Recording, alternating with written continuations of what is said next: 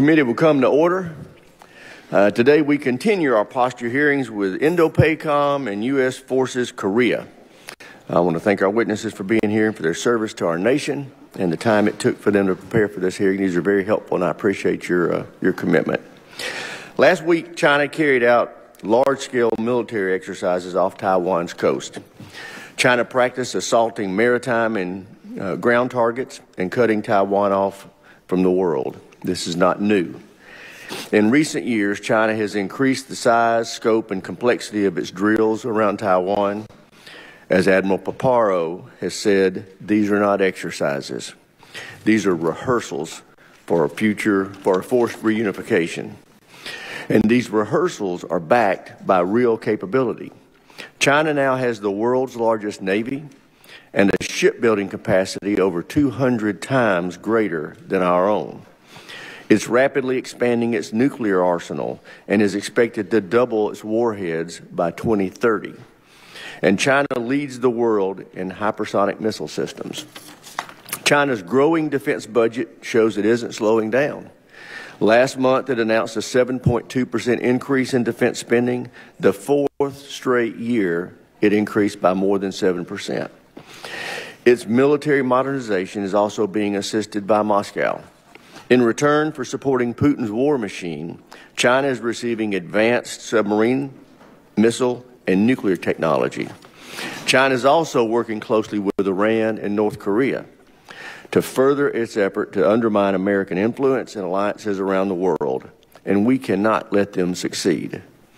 Yet, year after year, the billions in Indo-PACOM's unfunded priorities have shown we're not giving our warfighters the tools they need to defeat China or to deter China. That must change. China is our pacing threat, and our defense investments must reflect that. We must fund Guam missile defense as part of President Trump's Golden Dome initiative. We must boost our defense, our ability to blind Chinese forces while hardening our command and control. We must refill our munition stockpiles, especially long-range fires. We must expand the production of attritable unmanned systems to create the hellscape Admiral Paparo envisions. And we must rebuild and modernize the U.S. shipbuilding capabilities. Delivering these capabilities will take serious investment. That's why I'm pushing for an increased spending in our military, including through reconciliation, through the reconciliation process, with robust defense spending. Ultimately, deterring China, ultimately deterring China is not something we should do alone. As Secretary Hegseth has said during his recent trip to the region, America first does not mean America alone. And he's right. That's why I supported the upgrade of the U.S. Forces Japan to a joint force headquarters. It will strengthen our combined deterrence and response capabilities with Japan. We must also accelerate AUKUS, especially efforts to field cutting-edge interoperable systems. And we need more co-production, co-development, and co-sustainment with our regional allies and partners. We must also deliver weapons and training to Taiwan faster. That's why I strongly supported the Taiwan Security Cooperation Initiative in last year's NDAA. And I intend to authorize it at a robust level again this year. We know Z instructed the PLA to be ready for operations against Taiwan by 2027. However, I don't believe he has yet decided whether to pursue unification by force. Our job is to make sure Z knows a cross-strait invasion would be too costly and ultimately futile. While China is our primary strategic adversary, North Korea remains a growing threat. In October 2024, Kim tested a new ICBM that could strike the U.S. homeland while carrying multiple nuclear warheads. I'm concerned these advances will accelerate as Kim strengthens his ties with Vladimir Putin, especially given North Korea supplied Russia with millions of shells and thousands of troops. Putin owes him. I look forward to hearing from our witnesses on how we can establish or reestablish deterrence against these threats posed by China and North Korea and what they need from us in this committee to do that. With that, I yield to my friend, the ranking member, for any opening statement he may have. Thank you very much, Mr. Chairman. I welcome our witnesses and appreciate their service and their leadership in a very, very complicated part of the world. And I agree with the Chairman that the primary goal for us in that part of the world is to deter conflict, certainly deterring conflict with China. North Korea presents challenges in that regard as well. And it is problematic because China is in the midst of a massive military buildup, and we see increasing cooperation, as the Chairman outlined, between China, North Korea, Russia, Iran, and all of our adversaries in a way that will really stress our ability to deter that conflict. So it's most important to hear from the witnesses, what do we need from an equipment standpoint in order to be in the best possible position to deter our adversaries? Now, there is one challenge here, and that is that we have a, $36 trillion debt, massive deficit. So the thing I'm always anxious to hear from is what choices are we going to make? Because as we sit before this committee, every single group that comes before us tells us that they need a lot more than what they have. We don't have the money or the resources to meet all of those demands across every sphere of our national security needs. So we need to start making choices and looking for ways to effectively deter in a more cost-effective manner. We can't imagine that we can just throw money at the problem. We have to be really smart about what's going to work. So I'm very curious to hear from our witnesses what lessons they have learned from conflicts elsewhere in the world about what we truly need to be deterrent and where we might be able to do that in a more affordable way. Not less effective, but more affordable. We've got the great example of Ukraine, who doesn't even have a navy that has been able to blunt the force of the Russian Navy in the Black Sea with basically one-way attack, surface-level drones. They've been able to really leverage that to get a good military outcome. We need to be smart about how we do that going forward. So that's going to be a key part of getting us to deterrence. But ultimately, I think we need to be mindful of the fact that one goal here needs to be to figure out how we can peacefully coexist with China. China's not going anywhere. We're not going anywhere. There's no sort of win in the sense that one side is going to ultimately defeat the other. China is a major economic power. They are a major military power, and so are we. So what is the plan to peacefully coexist with China? How do we get there? Admitting that deterrence has to be part of that. We have to be strong to get to that point. But constant conflict with China does not seem like a wise course of action if we ultimately want to deter conflict. And then the last part of this, the Chairman mentioned the importance of partners and allies, and Secretary Hegseth's comment about America first doesn't mean America alone. Right now, yes, it does. All right? I cannot see a single solitary thing that the Trump administration has done to build and strengthen relationships with any partner in the world except maybe Russia. It's about the only place I can see where the president has said things about how he wants to get along with Russia. We have launched a trade war against every single one of our partners in the Asia region. Every last one of them. No matter how much they've worked with us, frankly, even in the case of Australia, where Australia, we have a trade surplus with Australia, but we're going to shoot at them too. How on earth is that not America alone? And our partnerships have been really important, and I want to thank our witnesses and others. In the last 5 or 6 years, we've built very strong relationships with Japan, with South Korea, with the Philippines. We're building stronger relationships with India and Indonesia. Australia has been a tremendous partner, and this has been the greatest thing that has really frustrated China. They are now surrounded by a group of nations who don't want to be bullied by China, so they're looking to us for support, and that has worked very well. And now we are trying to out-bully China. That seems to be the strategy. We're going to show Australia and Japan and all these countries that we can punch them just as hard as China can punch them. I am deeply concerned that that is going to undermine our ability to deter the region towards no particular end. So I really hope, I'll close with 2 things. One, let's push back on this. Let's build partnerships. And then also back to the budget point, I'm getting something. You can't cut taxes by $6 trillion and claim that you want to spend more money on defense. It just, well, unless you think that the debt and deficits don't matter. And I thought that was an argument for the far left, not for the far right. So we have to be realistic about the choices we face if we are going to meet the very important deterrence goals that we have in the Indo-Pacific region. Thank you. I yield back. And I thank the ranking member. And now I'd like to introduce our witnesses. We have Mr. John Noe, who is performing the duties of Assistant Secretary of Defense for Indo-Pacific Security Affairs, Admiral Paparo, who is the commander of U.S. Indo-Pacific Command, and General Brunson, who is the commander of United Nations Command, Combined Forces Command, and the United States Forces Korea.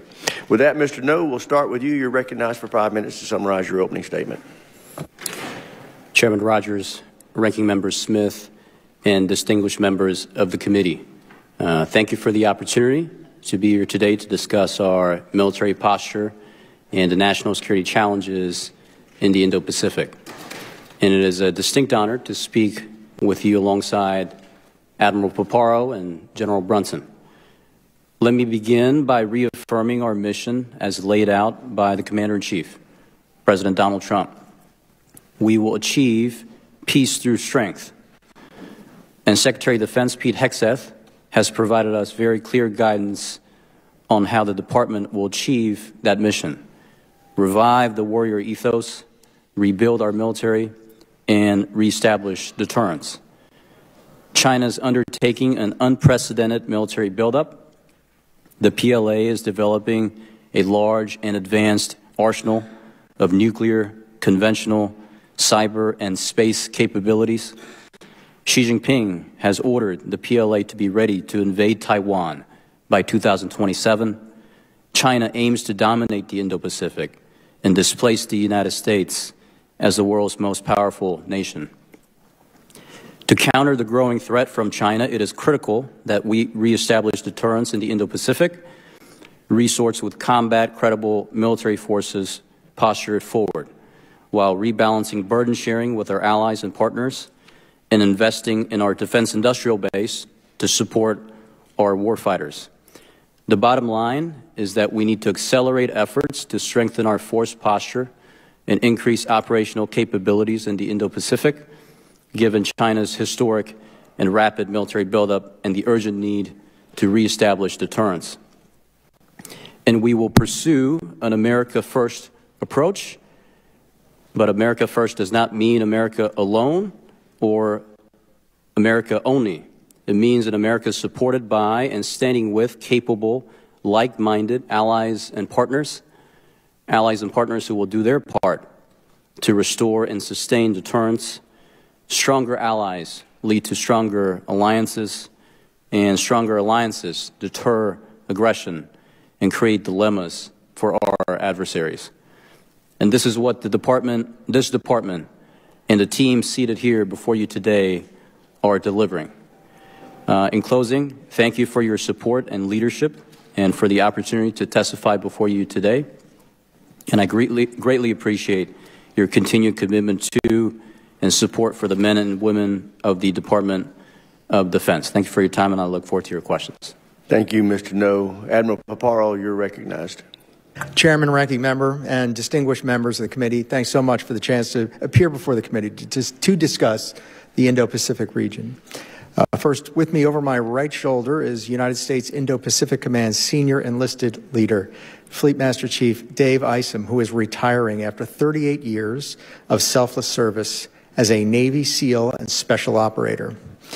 Indispensable to any commander, this senior enlisted leader is in charge of key duties involving a region that spans over 50% of the globe, 4 of the 5 of the world's major threats, and much of the world's economic activity. Roughly 50% of the U.S. military's operational forces falls under his charge. And as all know, the non-commissioned officer corps is one of the joint forces' absolute asymmetric advantages.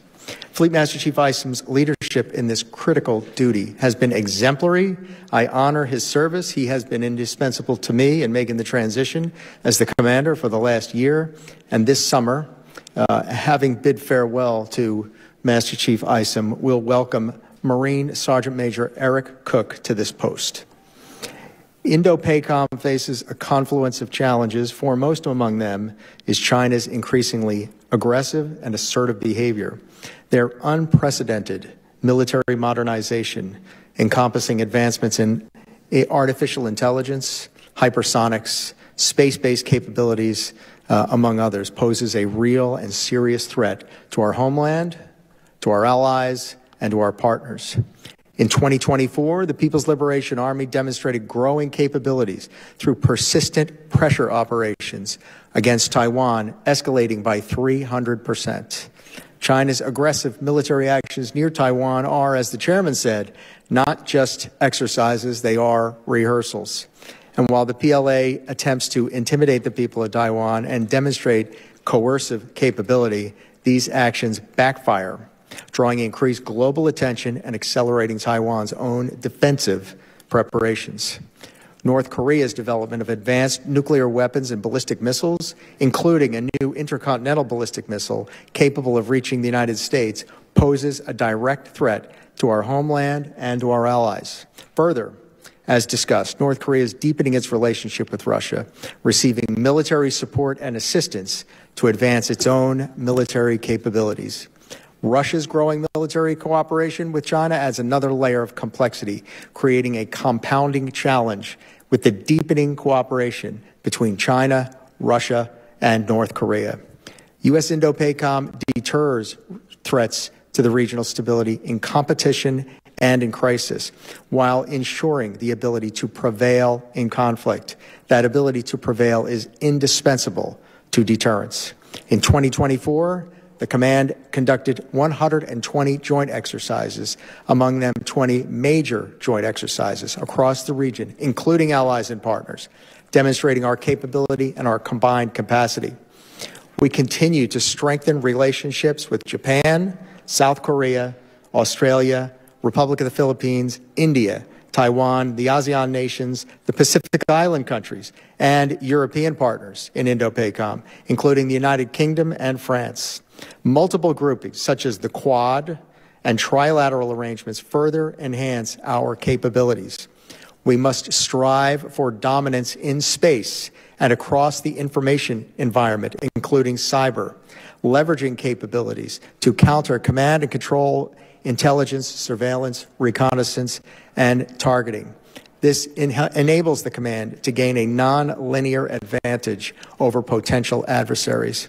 And while the scale of our effort is substantial, the ability to master information is absolutely paramount to projecting power and safeguarding our interests. To maintain credible deterrence, U.S. Indo-PACOM requires sustained investment in counter C-5 ISR and T, in fires, in integrated air and missile defense, in force sustainment, and as discussed, in autonomous and artificial intelligence-driven system, and all under greater ability to maintain domain awareness. As the most consequential opponent, China poses real and serious challenges to our military superiority, but this also presents opportunities for reform and for establishing enduring advantage. While Indo-PACOM faces significant challenges, I do remain confident in our deterrence posture and the ability to defend U.S. interests and maintain regional stability. But the trajectory must change. China is outproducing the United States in air, maritime, missile capability and accelerating their space and counterspace capabilities. Though we face serious challenges, the joint force remains confident, resolute, and determined to prevail. Deterrence remains our highest duty. Thank you for your continued support for Indo-PACOM. Together, we advance the security, freedom, and prosperity of the American people and our allies and partners. I look forward to your questions. Thank you. Thank you, Admiral. General Brunson, you're recognized. Chairman Rogers, Ranking Member Smith, and distinguished members of the committee, thank you for the opportunity to speak to you today. I'm honored to sit alongside Mr. No and Admiral Paparo here in the first of my posture hearings, the first of what I hope to be many more in the future. I would like to take a moment to thank you all for your continued and steadfast leadership and support to service members, the civilians that serve alongside us and their families. I'd also like to thank you especially for your continued assistance to those soldiers, sailors, airmen, Marines, and Guardians who are serving in Korea. I'd be remiss if I failed to recognize and give my condolences publicly to the family of a Republic of Korea Special Operations soldier who lost his life in a free-fall parachute accident yesterday. It's a reminder that there is a high cost associated with wearing the cloth of our respective nations. In my career, every opportunity I've had to lead our nation's men and women has been an honor. And it's a privilege to serve alongside our allies, partners, and friends as we work together to further our shared interests, strengthen our ties, and further security, freedom, and prosperity in all our nations. The Korean Peninsula is directly linked to the national interest of the United States. What happens in this vital region has a direct impact on American families, businesses, and our nation's future. For over 75 years, we've invested our national treasure in the region. Northeast Asia is a region critical to U.S. national security and a region where recent authoritarian collusion between China, Russia, the Democratic People's Republic of Korea, and Iran has intensified. It's a region of emergent challenges. However, there are also undeniable opportunities. Because our interconnected world grows closer and closer, any military actions that would occur on the Korean Peninsula would have worldwide and potentially global impacts. One of the things that we're looking at presently is an ability to continue to partner alongside others like those in UN Command, those 18 nations that make up that command, to continue to build partnerships which will strengthen not only our capacity in the region, but also be an indicator of our resolve therein. In 2024, DPRK focused on advancing their cruise missile and hypersonic glide vehicle research and development programs, launching some 47 ballistic missiles with one failed satellite launch attempt. Kim Jong-un also had 2 highly publicized visits to his nuclear sites, clearly conveying an intent to advance his nuclear weapons capabilities. Over the past year and a half, DPRK has exported munitions and troop support to Russia, demonstrating an ability to not only provide for another conflict, but to continue advancing their domestic capabilities. In the coming year, we expect DPRK to further develop hypersonic and multiple independently targetable reentry vehicle MIRV capabilities to complete his 8th Party Congress goals. At present, he's sitting at 5 of 7 obtained. Kim Jong-un's leadership has shifted from focus on reunification to declaring his own sovereignty. This change is evidenced by the hardening of the southern border, the rejection of reunification discussions, and the destruction of reunification monuments and buildings along the joint security area. DPRK continues to build its nuclear weapons program and boasts a Russian equipment-augmented, modernized military force of over 1.3 million personnel. To contrast that, I would like to mention the ROC U.S.-Japan alliance. Our trilateral efforts, along with those other nations within the United Nations Command, have woven together an integrated regional defense posture. Together, we've achieved new levels of interoperability and theater-wide combined joint all-domain exercises and training. Our presence in Korea demonstrates American strength. It imposes cost and deters military aggression by our adversaries. The ROC U.S. alliance remains the linchpin of security in Northeast Asia. I'm committed to working with you to ensure the continued security, freedom, and prosperity of the Korean Peninsula and a free and open Indo-Pacific. Thank you, and I look forward to your questions. Thank you, General Brunson. I recognize myself first for questions. Admiral Paparo, how does the growing cooperation between China, Russia, and North Korea present challenges in your area of operations? Chairman, each country compensates for the other's weaknesses. In this case, it's quite transactional, and there's a matter of symbiosis among it. So, for example, China has provided 70% of the machine tools and 90% of the semiconductors that support Russia's rebuilding its war machine.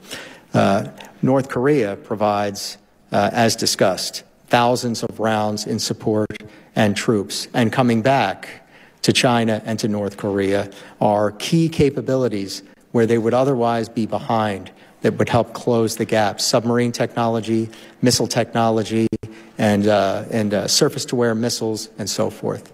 This is a transactional symbiosis that poses a serious challenge. Great. General Brunson, what does the U.S. gain from our presence on the Korean Peninsula? And if in fact, your tri-command of U.S., South Korea, and UN forces didn't exist, what would it cost us to reestablish that kind of foothold on the Asian continent? Chairman, as you know, that'll be surely a matter of policy, but from my perspective, what I see is that we've got positional advantage currently. We've had experience. You asked us in your opening to sort of highlight these things in regard to our experiences, and I can say that honestly, having been a Special Operations Joint Task Force commander in Iraq 1 year, I found myself on a FOB that I had been on as a battalion commander 6 years before. And we don't want that same condition. I think what we have to recognize is that the way that we are organized, the way that we posture ourselves in the region, we ought not seek credit for it, but we ought to at least acknowledge the fact that we're in all the places that we need to be. Capacities aside, the capabilities that are resident within the KTO presently are right where they need to be, my military assessment. I think that decisions will be made in the future, but just getting back in there and what we might be able to provide, again, in terms of protection and sustainment, which we're able to do across the globe, I think is critically important. Great. Admiral Paparo, how can the U.S. accelerate the delivery of U.S. weapons to improve Taiwan's self-defense? How will the Taiwan Security Cooperation Initiative authorized by the FY25 NDAA help us deliver these needed capabilities to Taiwan? Chairman, key is to remove bureaucratic, in some cases, bureaucratic limitations in order to do so. Liberalizing the supply bases, certifying supply bases, a steady flow of funds in order to fund those capabilities and downstream long lead item matters would greatly enhance our ability to produce at speed. And do you think that would have a deterrent effect on China's perceived opportunities? Sir, I think it gains 3 to 5 to 1 leverage for every capability that we provide in defense. Great, thank you. With that, I yield to the ranking member for his questions. Thank you. Sort of building on that last question, Admiral Paparo and General Brunson, if you had that, as I mentioned in my opening statement, what capabilities, just focusing for the moment on what the U.S. could do you most need? Do you think would be have the most deterrent effect? I know, obviously, everyone wants more ships, more planes, more everything. But if you could, narrow it down to here are some of the most crucial things that could help you, just focusing on U.S. needs to deter. If both of you could give us an answer on that. Ranking Member, the most critical need to focus on is our counter C5ISR&T capability, which gives us freedom to maneuver, freedom to operate at lower risk throughout the area of responsibility. Secure communications, basically. The ability to dazzle, deceive, destroy, the adversary's ability to see and sense, and then hardening our own ability to give a high-fidelity common operating picture to units to unlock their ability to operate tactically. Yeah. Any piece of that in particular where you see the greatest need right now, understanding that I'll ask you this in the classified session as well and get into more detail. But because posture hearings are different this year, we haven't got the budget yet. So it's a little weird. But as we will lead up to the budget, it hopefully will come in about a month, what would be most important to be in there to meet that need? Leveraging the United States' ability, having 90% of the space lift in the world, to bring counter space capability, and then to continue to enhance our cyber capability. And many others in the form of long-range weapons, in the form of unmanned and AI systems that affect air denial and sea denial in enclosed places, such as the Taiwan Strait, augment these. Yeah. I'm just going to ask this. So General Hawk got fired. He's the head of NSA Cyber. How has that impacted your ability to work with NSA and Cyber on those very critical issues that you just outlined? I say we're ready to work with whatever competent individual is in place, and we'll continue to try to enhance that ability. Did you think General Hawk was a competent individual who you could work with? Yes. General Brunson, on the first question about capabilities, what would you most need in your command?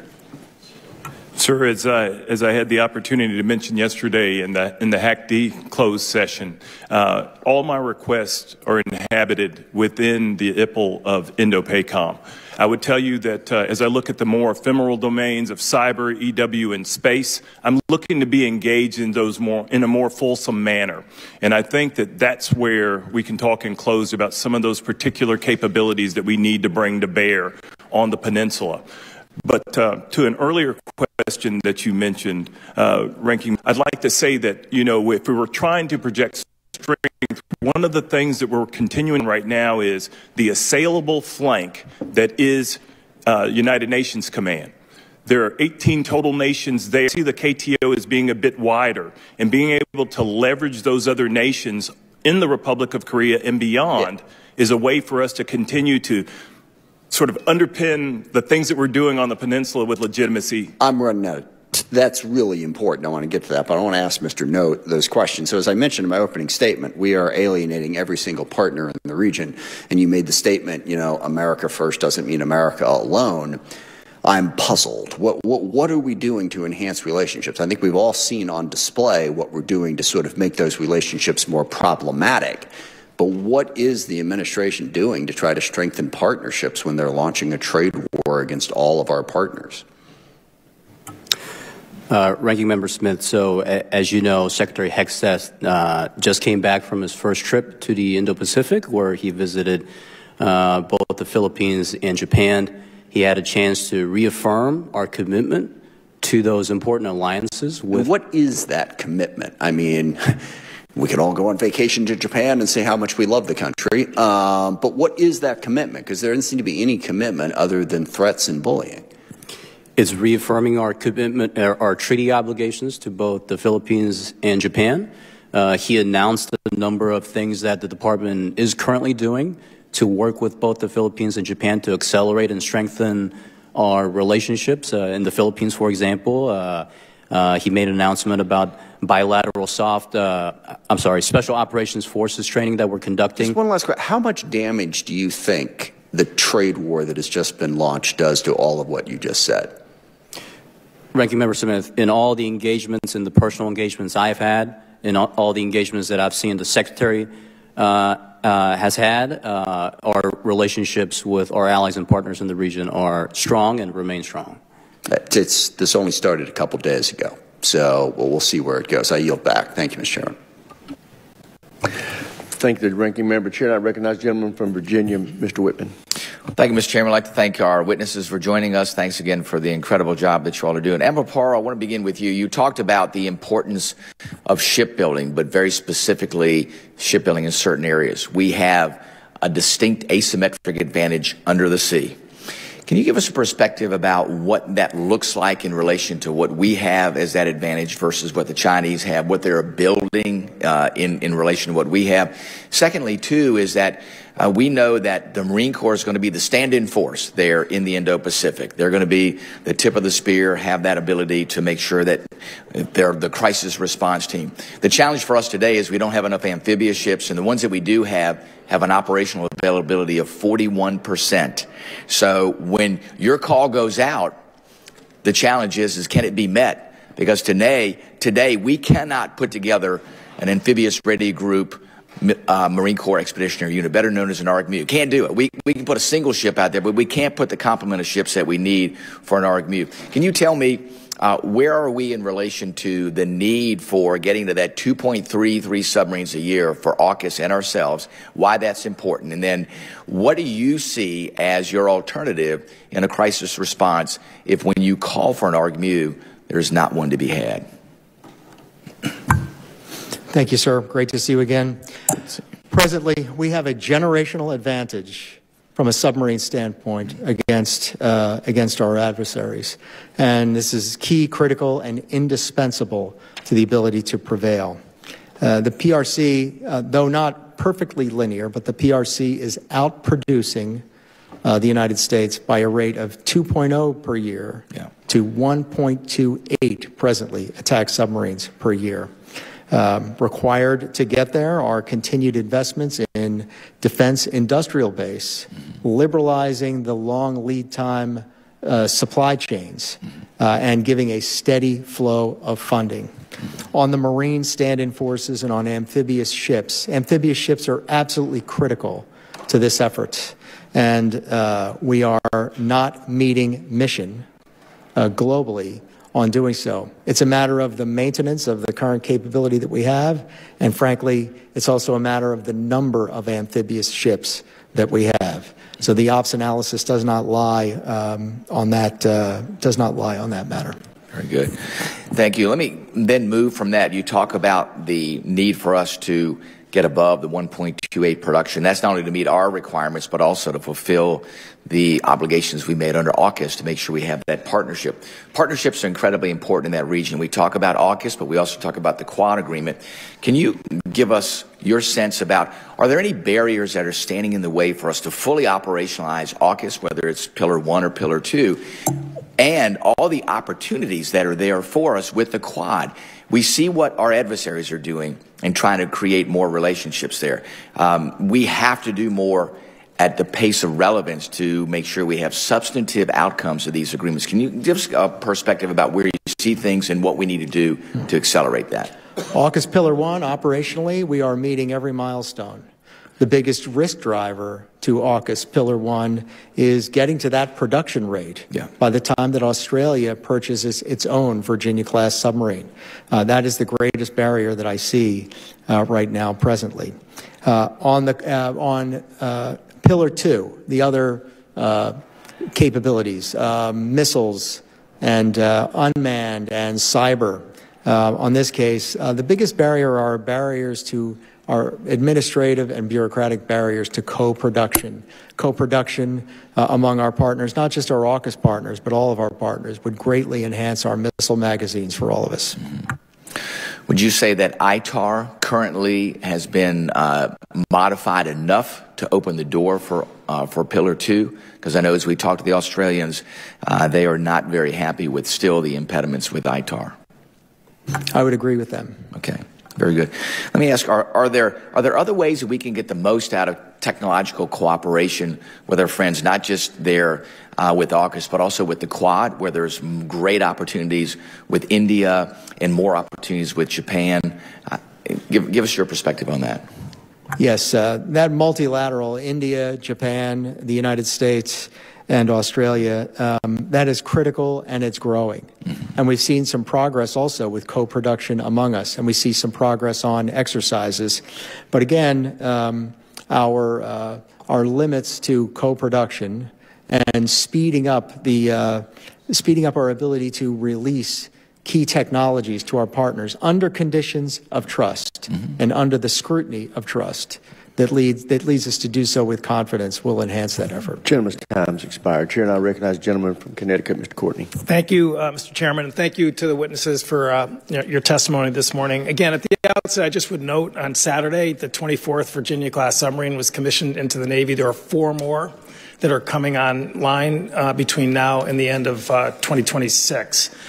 So, there's no question that the cadence is not where it should be, but if you look at tonnage, and again, if you look at the fact that post-COVID, the yards are recovering. We just had the new Secretary of the Navy at Quonset Point on Friday, who, again, got an eyeful in terms of just the chock-a-block activity that's going on there.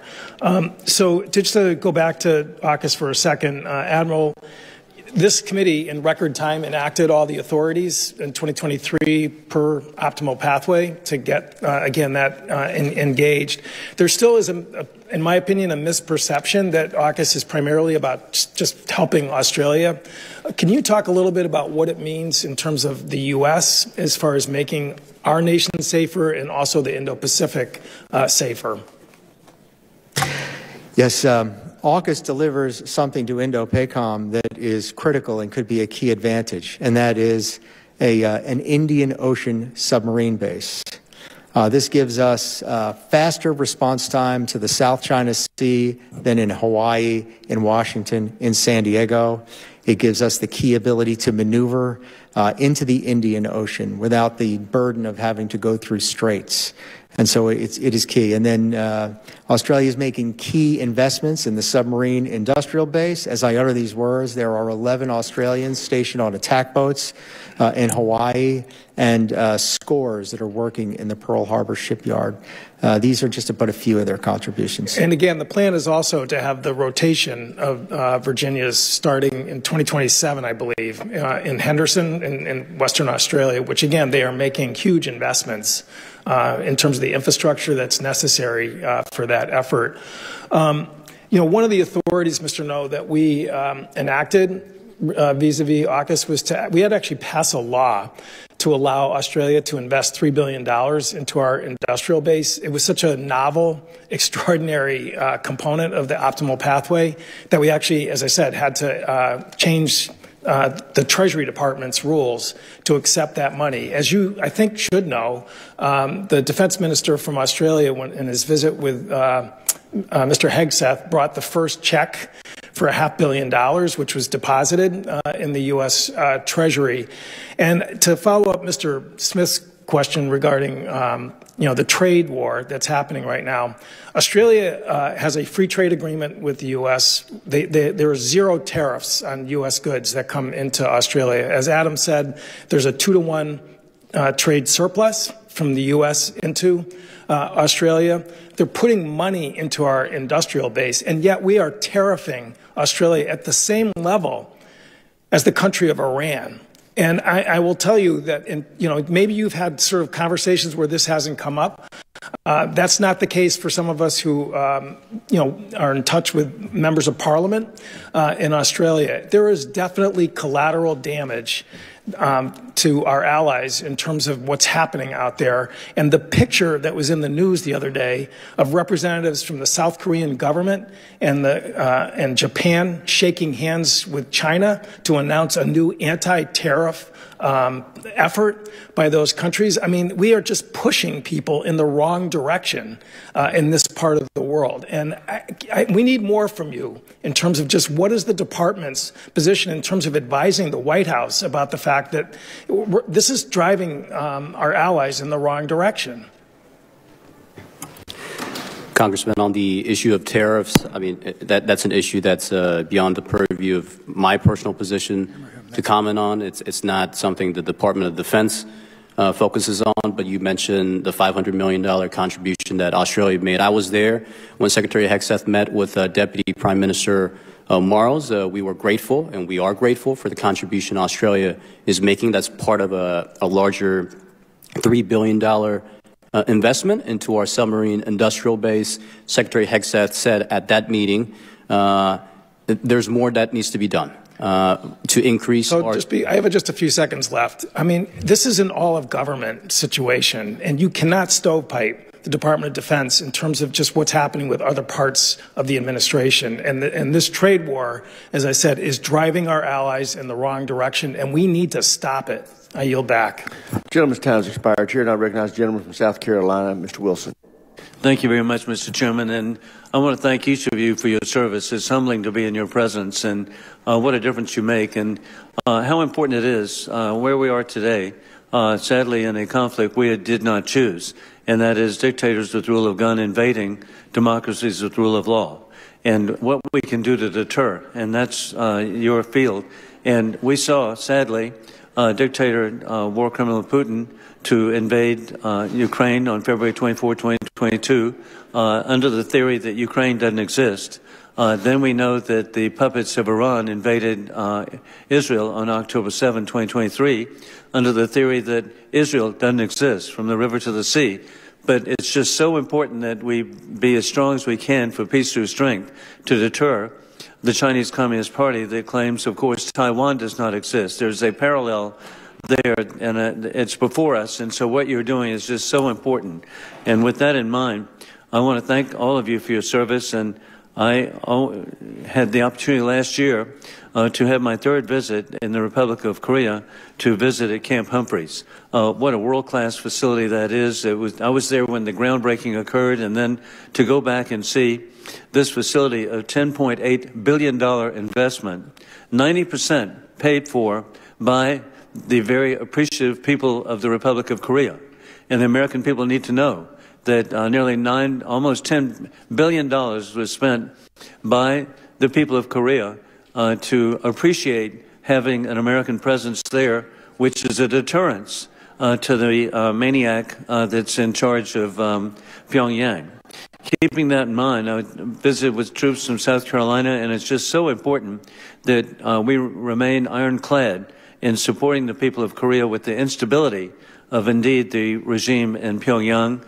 And we have 28,000 troops in Korea, and the message of that is to protect Korea, of course, but Japan, all of our interests in the Pacific, which are so critical.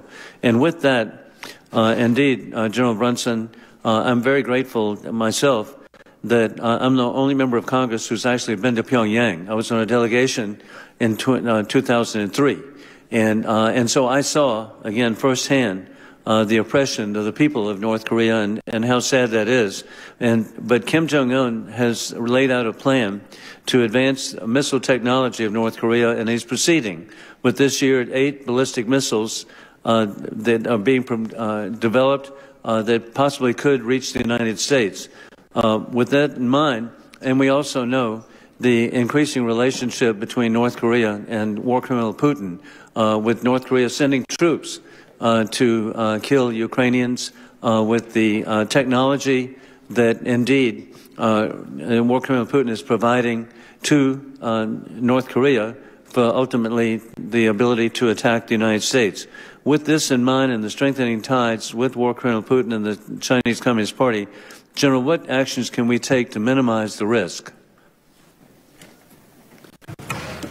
Congressman, thank you for the question. As a son of a sergeant major retired from Manning, South Carolina, I appreciate this question today. The first thing I'd like to say is that the Korean people are incredibly resilient, as noted in the constitutional crisis that was occurring recently, now resolved. Expect a new presidential election on the 3rd of June. They also provide for us, as you mentioned, an environment wherein we can build readiness across the joint force.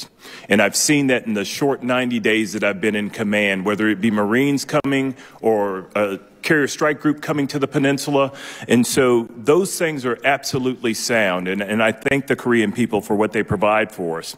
As Admiral Paparo mentioned, the things are going there. We can see it very well. We can see, we can sense, we can understand, we can track, we can even target things that are going. We do not, however, but we can see that. What's most important, as Admiral Paparo said, is what's coming back. The technological development that they're able to almost cut in half in terms of developing the ballistic missile technology, to develop air vehicles for their missiles, all those things that they're getting back in terms of the ability to jam in the West Sea, which has now made that a contested area. I think that's what we keep our eyes on, and we deter that by continuing to bring those strategic assets to bear in the KTO. And I'm grateful to see a son of Clarendon County do well. And Admiral, just a point, I appreciate Donald Trump naming the Indo-PACOM, and I appreciate every effort made to work with our defense allies of India. What a great ally they can be, and particularly with the development of an industrial base of their own, not to be depending on war criminal Putin for inferior Gentleman's time's expired. You're not recognized, gentleman from California, Mr. Garamendi. Thank you, Mr. Chairman, and thank you for your opening remarks, as well as Ranking Member Smith, about this set of issues. I'm going to very quickly, Mr. Knoll, your response to my colleague, Courtney, was totally inadequate. It was wrong. You've got to send back to the Secretary that the trade war significantly diminishes our power throughout the world. To do anything other than to send that message back is simply a dereliction of your duties as an acting Assistant Secretary. So be aware. Last night, it appears as though Trump's tariff war seems to be, at least in part, a gambit to open negotiations with individual countries. His message last night to the Republican conference was to open those negotiations with this message: kiss my ass. You might ask the Secretary, just how well will that work in maintaining good relationships that are absolutely essential in the Pacific? Don't expect a response, but I expect you to do your job. Send the message back that these negotiations, this trade war, is a very serious challenge toward the Indo-Pacific region and other parts of the world.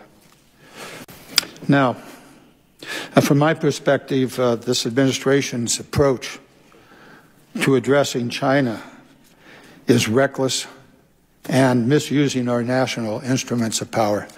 So, Admiral Paparo, let's talk about the Pacific Islands. Are they important in your strategies in the Pacific? Congressman, just as in the Second World War, the Pacific Island countries, Guadalcanal, throughout the Indo-Pacific to Bora Bora are important as well. And that's why the People's Republic of China has efforts of elite capture, of the attempted partnership with their security apparatuses, and so on history, on geography, and on interests. They're quite important. Good.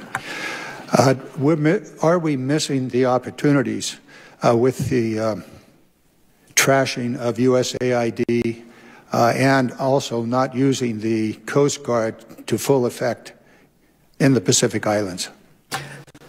The USAID aid is under review, and I'll be advocating most strongly for that aid for all of the countries.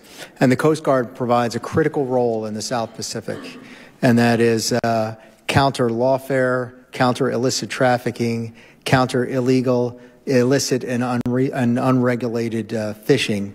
And those are key advantages. The Coast Guard is uniquely capable of doing that, and they've done a wonderful job for us. Are they available 365, 24/7? Presently, they're on another task, and we're compensating for that with appropriate naval capabilities and air capabilities. But they are quite critical to that mission. Okay. I'm told it costs about $140 million to have a Coast Guard cutter available, operating in the Pacific Islands. Is that an investment that you're willing to make from the Pacific Defense Initiative? Yes, sir. Thank you. I appreciate the direct response. $140 million. There's also issues of basing relationships with various ports in the Pacific. Will you be using the Defense Initiative to enhance those facilities that are necessary for the Navy as well as for the Coast Guard? Yes, sir. Those bases, places, the airfields, the ports, the piers are absolutely critical. They're key to our principles of expanded maneuver that enables us to put geography to work, to deter, and if necessary, to win. Good. I don't think I'll go back to the fact that we are imposing tariffs on islands that do not have any exports to the United States, but that's another silly, sloppy piece of work that the administration is doing with regard to the tariff issue. I want to spend a few moments on logistics. The support of the Navy, some of this came up with the military ships, the amphibs. Could you talk to us about the necessity of TRANSCOM and non-kinetic ships providing support in the Pacific? The combat logistics. I think we're going to take that in writing. My time has expired. Thank you, sir. Thank you very much. Thank the gentleman. Chair now recognizes the gentleman from Tennessee, Dr. Desjardins. Thank you, Chairman. Admiral Paparo, good to see you. You noted that PLA activity around Taiwan jumped 300% last year, including what you described as dress rehearsals for potential invasion. What indicators are you watching most closely to assess whether those rehearsals are moving towards actual preparations for imminent conflict? We watch the transloading of equipment, of personnel, of ordnance. We look deeper into some of the non-military instruments of national power for the People's Republic of China in order to gain back strategic and operational warning to give us early leverage to position a force to respond to conflict. Okay. And you've spoken publicly about Hellscape Plan to deter invasions through unmanned systems, and you were very generous with your time on Codell Kelly in February at your headquarters in laying that out in great detail. In open source, can you walk us through how this fits into your broader deterrence framework and how we're helping ensure Taiwan is investing in the right capabilities to make this concept viable? Yes, sir. As discussed in the Black Sea, there are spaces where the force need not gain air superiority or maritime superiority, but just deny it to the other at low human cost. And this is the essence of Hellscape: undersea, unmanned undersea vehicles, unmanned surface vehicles, unmanned air systems, and loitering munitions. Summing those, operating them within one common command and control framework to be able to put them to that best use. And Taiwan, for that matter, is also making those investments, and those investments are and must be aligned to the investments that we're making. Good. Thank you. And Admiral, last week the U.S. and Chinese military officials held their first working-level maritime security talks since the start of this administration. Can you update the committee on how these conversations went and how you see their value in the current environment? Both sides were very direct. They were conducted professionally, and we lodged several inputs into the discussions about unsafe, unprofessional behavior, the deployment of flares in front of our partner nations' vehicles and I should say aircraft, dangerous maneuvers around ships. And it's an important dialogue that we had, and I feel confident that the People's Republic of China caught the message. Okay. And you touched on this briefly with Mr. Whitman, but just a little deeper dive. We often hear that alliances are our asymmetric advantage, and I agree with that in principle. But how do we ensure that those relationships remain net contributors to deterrence rather than creating dependencies? And what have you already seen that you would like to see over the next year or two that would signal they are stepping up in the face of the PLA threat? Greater investment in their own defense from a standpoint of percentage of their GDP, their gross domestic product, as an indicator. Acquiring the right systems that are interoperable among all of the partners. And of course, there's Australia's historic investment in AUKUS and the United Kingdom, I might also add. There's Japan's investment and a counter-strike capability with the acquisition of 400 Tomahawk land attack missiles. These are some of the examples of how this is operationalized. Are there gaps that we still need to fill to close and make those efforts more strategically impactful? There are always gaps because we're never satisfied with how ready we are. But yes, we have to speed up our ability to co-produce capabilities. We have to speed up the bureaucratic barriers to executing those faster, and we must reform the industrial base so that those capabilities deliver on time. Thank you, sir. And with that, I'll yield back. Thank the gentleman for yielding. Chair, I recognize the gentleman from Massachusetts, Mr. Moulton. Thank you, Mr. Chairman. Mr. Koh, you said in your testimony that stronger alliances is what this team is delivering. Are alliances with Japan, South Korea, Taiwan, Thailand, Vietnam, Australia, the Philippines, and India included in your stronger alliances? Are those important allies for us in the Indo-Pacific?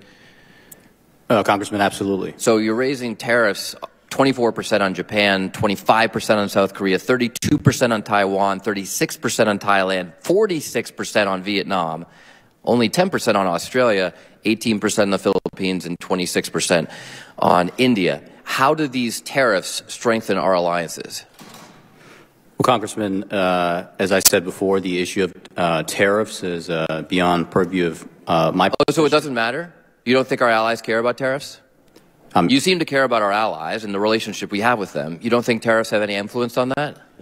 Congressman, I've had multiple engagements, personal engagements with allies and partners. Does weakening our allies' economies help our alliance? All the engagements that I've had, that I've seen the Secretary have with his counterparts, lead me to believe that our alliances and partnerships are in a very that they like the tariffs, that that's a good move. It strengthens our alliances. Is that what you're saying, Mr. Koh? Our alliances and partnerships are in a very strong place. These tariffs are also going to raise prices for American consumers, including American troops. Will this be good for your soldiers, General Brunson? Do they have a lot of extra disposable income to spend? Congressman, in answer to the extra disposable income, I've got two college-age daughters that I'm still putting through college and a 15-year-old at home. I don't know that disposable income is what I would look at here. Admiral Peparo, when the tariffs raise the prices that your sailors and Marines pay at the commissaries for groceries, the PX and whatever, is that good for your sailors and Marines? Higher prices? Higher prices will hurt our service members. Mr. No, you mentioned that. I appreciate the direct answer. Thank you. Mr. No, you mentioned that Secretary Hegseth recently traveled to the region to reaffirm our commitment to our allies. Is South Korea one of those important allies? South Korea is a very important ally. In his call several weeks ago with the... So I wonder if the reason why you have to reaffirm those alliances is because of this trade war the president has started. But regardless of that, can you explain how pulling out Patriot batteries from South Korea demonstrates that commitment? Congressman, we face a very dangerous security environment. The department... Yes, in the Indo-Pacific, which is your #1 priority. So why are you pulling Patriot batteries out of South Korea to send them to the Middle East? I thought that China was the pacing threat. Do you disagree with that? Congressman, the department will continue to address threats as... General Brunson, is it helpful to you in South Korea and your alliance with the South Koreans to pull out a Patriot battery? Congressman, if I could be given just a second to explain. To do much more than just telling them to eat bitterness and work hard and not make a fuss. I think the Communist Party's legitimacy is undermined to some extent, but not enough to throw the party, to overthrow the party. I think there was a general assumption that the party and state in China were managing society quite well and successfully, and Chinese people were benefiting from that. And now I think it's likely that, if there's some new campaign or some new, whatever, people are much more likely to be skeptical or even critical. Some of these things, like Xi Jinping's claim that he's going to find ways to have women to have more babies, that's clearly creating derision in China. Young people and women in particular, I think this is absurd. This Xi Jinping he's completely out of touch with reality. What does he think he's doing? The society that we're living under does not produce a situation in which it makes sense to have 3 babies for most people. So I think the legitimacy is not, you either have it or you don't. So there's more legitimacy or less. And I think the party, I would say, in Xi Jinping's leadership has less legitimacy now just because of the mishandling and the brutal experience people had at the end of the COVID epidemic in China, but also other things. I mean, even things like, the housing sector, the problems with the housing sector now. I mean, partly because for many years it seemed to be a central source of dynamism and improved family incomes and everything. But the result of that is that China produced incentives for local governments and developers to build a lot more housing than was actually needed. And then with the population shrinking, so where is the competence of the party state in allowing that to happen? Even you can, I would say, you can look at the higher education in China. China, and this predates Xi Jinping. Under Jiang Zemin, China decided to have this very dramatic expansion of college enrollments, and assuming so it wasn't driven by markets, it was driven by the party officials deciding, well, we're going to need a lot more highly educated people in the future, so let's quickly expand and so forth. So, but one of the problems now is that that China is producing many more college graduates, and including from these third and fourth rank newer universities that were rapidly set up that are not such high quality and so forth. So there are many more young people who are graduating with college degrees who are having trouble finding a job. So the youth unemployment problem, a lot of it is focused on, the fact that China has more people who thought they were going to find a route to secure well-paying and, productive jobs and are now having trouble doing that. I don't have any ability to, penetrate into Xi Jinping's brain and see what's motivating him. But it has always struck me that he in particular, but also some earlier leaders like Jiang Zemin and his reaction to the Falun Gong cult and everything like that, that there's a paranoia about loss of control. I don't think was warranted when Xi Jinping came to power. In other words, I think people were, were quite accepting and positive and willing to, innovate and invest and so forth.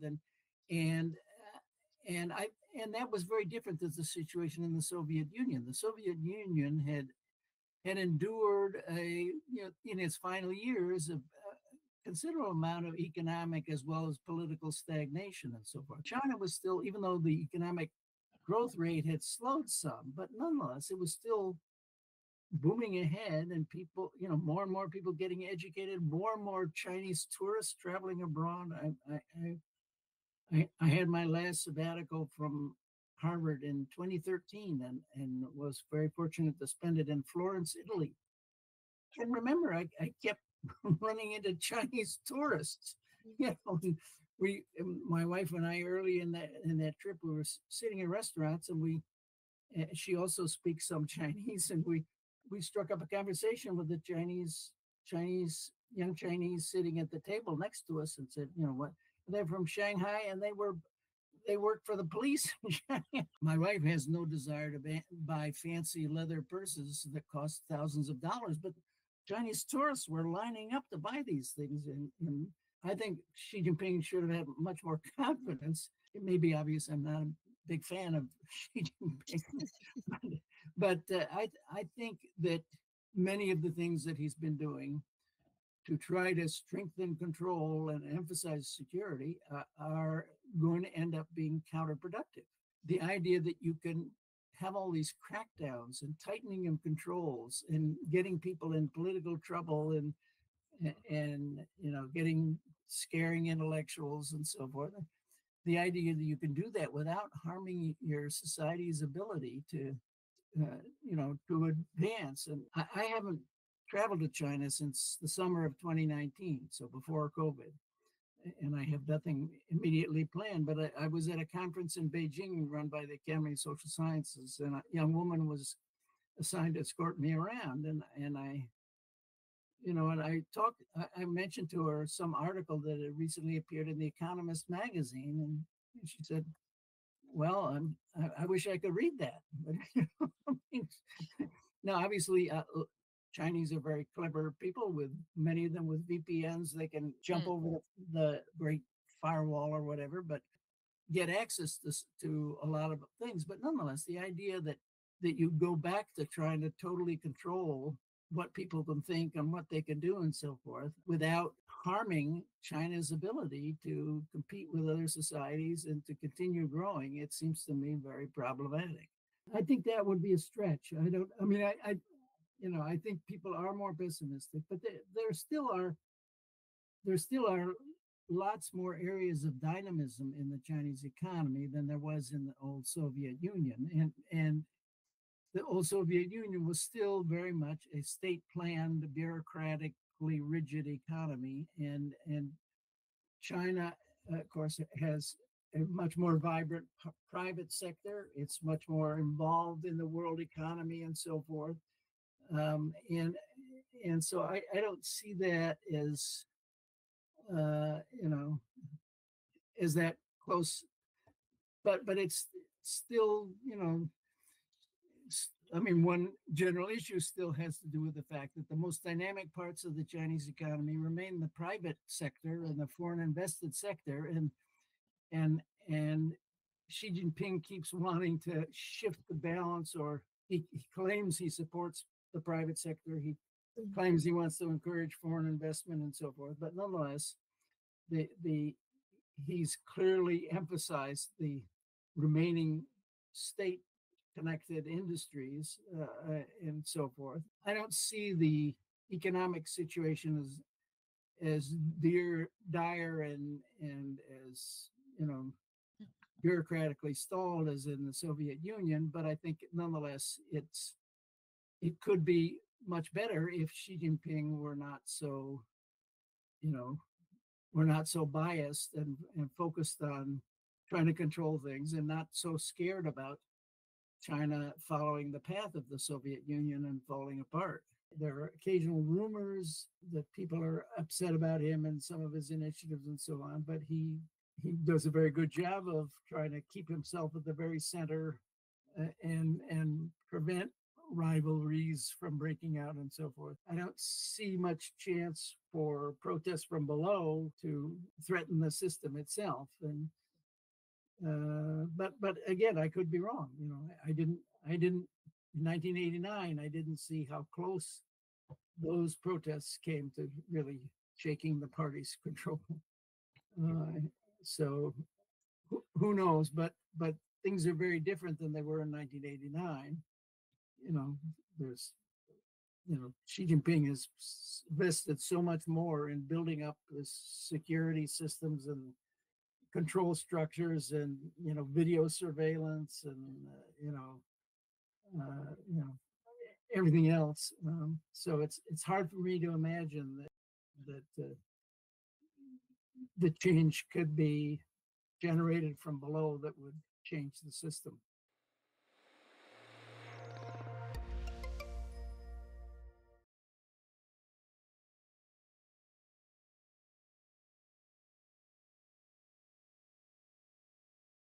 我3次坐牢，没见过一天刑。我一直是他们消灭的对象。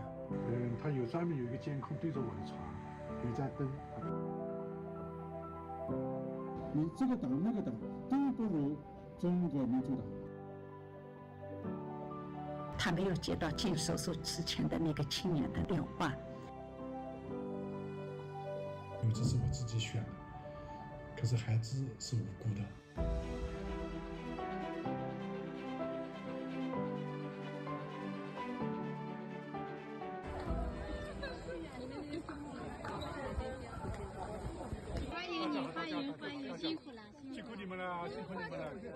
只能意外，只能意外。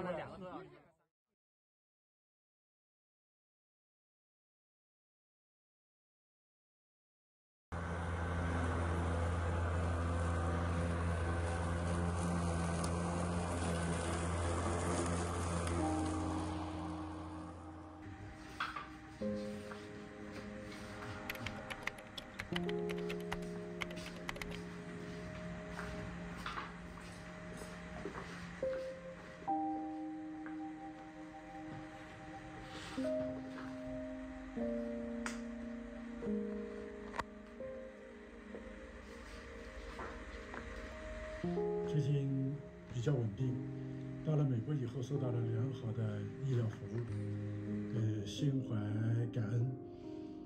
我相信，我已经把自己一切都交给主了，主会，我把它放在主的手里，主会安排我的一切。所以当我一开始听说我这个胃癌是晚期，非常严重，它是低分化腺癌，存活率不高。Power in the decades to come, but I will also submit that Russia is the near-term threat by its behavior, with Ukraine severing cables, shooting down airliners, and then we also have Iran, the world's largest exporter of terror. And we have to deal with all three of these, which means we have to have the capabilities, but we also have to have close allies. I appreciate the job our two four-star generals are doing in the Pacific. I'm grateful to you. My first question is to Admiral Paparo. I was a 30-year electronic warfare guy in the Air Force. I think we were dominant in the 1990s, but we let it atrophy. Could you talk about the importance of EW in your theater, but also the Air Force has funded 10 EA-37s, Compass Call aircraft, which I used to fly the earlier version. I don't think that's adequate for your needs. So if you could talk about the importance of electronic warfare and the EA-37. Thank you, Congressman. Yes, as discussed, our highest priority is counter command control communications and intelligence, surveillance, response, and targeting. And electronic means, whether that's through internet protocol, that's through radio communications, is the absolute linchpin. And to be able to target that non-kinetically is absolutely critical. And I couldn't agree more with our need to strive even harder to gain and to maintain dominance in those critical spectra. Is 10 EA-37s adequate? I'll have to get back to you on that, but you're talking to somebody that's never satisfied with where we are. Well, I have had some access to studies that I think PACOM needs 21, so I'd like to make sure we can fund more Compass Call aircraft so you have those capabilities. I was going to talk to you about attack submarines, but you've already done that, so let me pivot to the Ohio-class SSGN. So they're aging out, they're going to be deactivated at 600 Tomahawks. And when I visited with you in February, you were also pointing out some of the cruisers that were going to be deactivated. So can you talk about the gap that we're starting to build here and the impacts of losing these submarines and cruisers? Yes, sir. Having quantity of vessels that can impose costs. I'm probably quoting the wrong guy, but quantity has a quality all its own. And so to the extent that our capability decreases, that's bad for us. General Brunson, a question for you. Can you talk a little about why is North Korea sending thousands of troops to Russia, and how do you think they're benefiting from this? Yes, Congressman. So one of the reasons is it helps them to circumvent the normal course of business and sanctions that exist on them presently. It allows them to get around some of that because there is materiel that's coming back to the Democratic People's Republic of Korea. They're also able to get a technological boost, if you will, on things that they are seeking to develop. It's cutting their development time in half. They're also receiving some materiel that we can talk about in the closed session that is causing us some problems in the operating environment currently. I'll come back to the attack submarines since it was already touched on. We've been producing about one a year right now. What's your take on that, Admiral Paparo? It's inadequate, and we've got to work harder in order to do that. And it's a combination of a steady stream of funding. It's a combination of liberalizing the defense industrial base, reforming the industrial base, and so we have to work harder. We have to get to 2.3, 2.4, 2.5 per year, and we can't rest until we do so. Thank you very much. I appreciate all three of you. And I would just close by saying, we're leader of the free world, and we can only produce one attack submarine. We got to do better. I yield. I thank the gentleman for yielding. Chair, and I recognize the gentleman from New York, Mr. Ryan. Thank you, Mr. Chairman. Thank you all for being here. Appreciate you making a long trip, especially for two of the three of you. Admiral Paparo, thank you for hosting myself and others out in February, along with my colleague, Mr. Bacon. I think it's important to say in front of the American people and the whole committee, I left with an incredibly optimistic and frankly very proud view of your leadership, all the subordinate component commands, all aligned, clear-eyed about the threat, clear-eyed about the urgency of the moment, and I commend you on that. And I also commend you on, always coming to us and letting us know in a productive way what we can be doing to enable and continue to up that. I want to share something specifically that you said at the Honolulu Defense Forum when I was out there that I think is really aligned with the chairman's leadership and the ranking member's leadership and where we want to focus on acquisition reform. You talked about procurement that moves at the speed of combat, not the speed of committee or Congress. Or we could use other C words. I just want to foot stomp that and thank you for saying that so directly. And again, I really appreciate the chair and the ranking member's leadership in pushing us as a whole committee to drive on that. And I know that you will continue to let us know specific reforms and needs as that goes through. I want to shift now to a separate but related topic. And again, I know we're talking about this a lot, but share, Mr. No, my colleague's concern and disappointment that we're not getting candid answers. Frankly, even as a very junior military officer, I understood that all the elements of national power, diplomatic, information, military, and economic have to be synchronized effectively. So I do think the committee and the American people are owed an answer on this. So I want to talk about the impacts to our allies that other colleagues have highlighted. The hypocrisy of asking allies and partners in Indo-PACOM to up their defense spending, up their burden sharing, and then hitting them with nonsensical, uninformed, and I think now clearly shown to be not even technically correct tariffs is I think, a massive own goal, as we would say with my 5- and 3-year-olds that I'm teaching soccer. Your testimony specifically calls out empowering our allies and commanders in your opening remarks as one of the keys to reestablishing deterrence in Indo-PACOM and achieving peace through strength. Yes or no, please? Do you think a 46, or does the department think a 46% tariff empowers Vietnam? Yes or no? Congressman, I can't give a yes or no answer because the issue of tariffs is beyond purview of my position. Do you think that a 25% tariff on South Korea empowers our allies and partners? Same answer, Congressman. General Brunson, do you think that empowers our allies and partners in South Korea? Congressman, if I could just ask for a point of clarification. Now we're down to 25%. I would say that it impacts their budget, and so that's something else they'll have to work through the Korean government to solve. Do you think it strengthens our partnership, yes or no? Congressman, I cannot say that yet because I don't know the impacts of it. I've been here for a week, but we come through our recent exercise series. There have been no impacts to what I understand are purchases that are ongoing for the military element within Korea, and I believe that we're sound. Thank you, General. On Australia, who everyone has acknowledged is our most strategic partner in Indo-PACOM, and Mr. Courtney spoke about this. Admiral Paparo, you called them our most strategic partner. Mr. No, you called them a key logistics hub.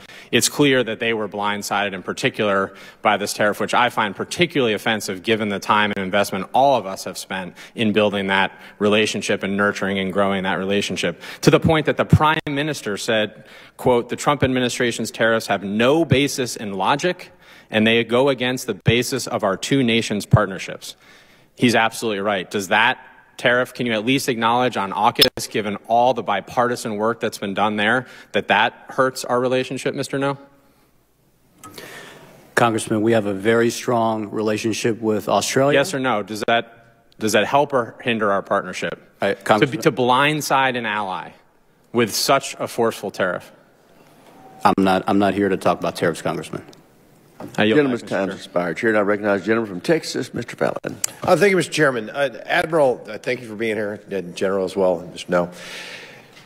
I like to keep things simple, basic. 20 years ago, would you agree, Admiral, that in the last 20 years, China's capabilities and ambitions have grown exponentially? I have a direct view of that over that 20 years, yes. And you'd agree they're a military peer now? I do. Okay. Same question, General. Sir, looking through the DPRK lens, I would say yes on both counts. Thank you. So how many, Admiral, how many Marines do we have on Okinawa today? 18,000. And was it roughly the same 20 years ago? 20 years ago, it was about the same. Yes, sir. What's the end strength goal right now? Presently, right now, 3rd Marine Expeditionary Force is at end strength as it's stationed where it is. It really is optimized. Okay, and so there's no plans to reduce it from, say, 18,000, 19,000 to about half, 10,000? There is the Defense Policy Renew Initiative, our agreement with Japan, and it's a conditions-based process, and ultimately 5,000 U.S. Marines are planned to be in Guam. and another 2,700 Marines are planned to be in Hawaii. So given the considerations that we talk about with China and the threat, it's something that I would recommend we do is to renegotiate with our Japanese friends and keep those 18,000 or that strength of 18 to 19,000.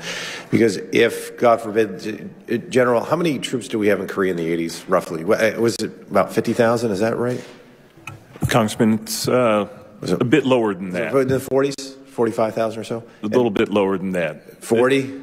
28. No, so in the 80s, 30 years ago, we only had, I'm not talking today, what was it then? 60. What was our high strength? Probably about 60,000 when the division second And what is it now, about 30, about half? About 30, sir. Okay. So we've established that this threat has grown exponentially, and yet we've reduced our footprint. So God forbid, it's a simple question and an obvious answer, but God forbid there is a conflict on the Korean Peninsula. God forbid the Chinese do cross the Taiwanese Straits. Would you rather have 45 or 50,000 American troops on the peninsula, or would you rather have 30?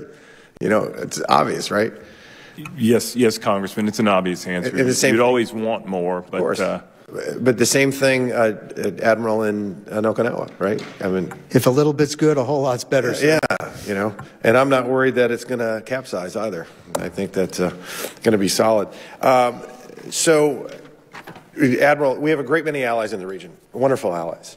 Certainly, so many of them come to mind. But what I wanted to ask is, what country, in your view, is already an established model ally that we could, what is that model ally, and how can we foster more of our relationships to look like that one?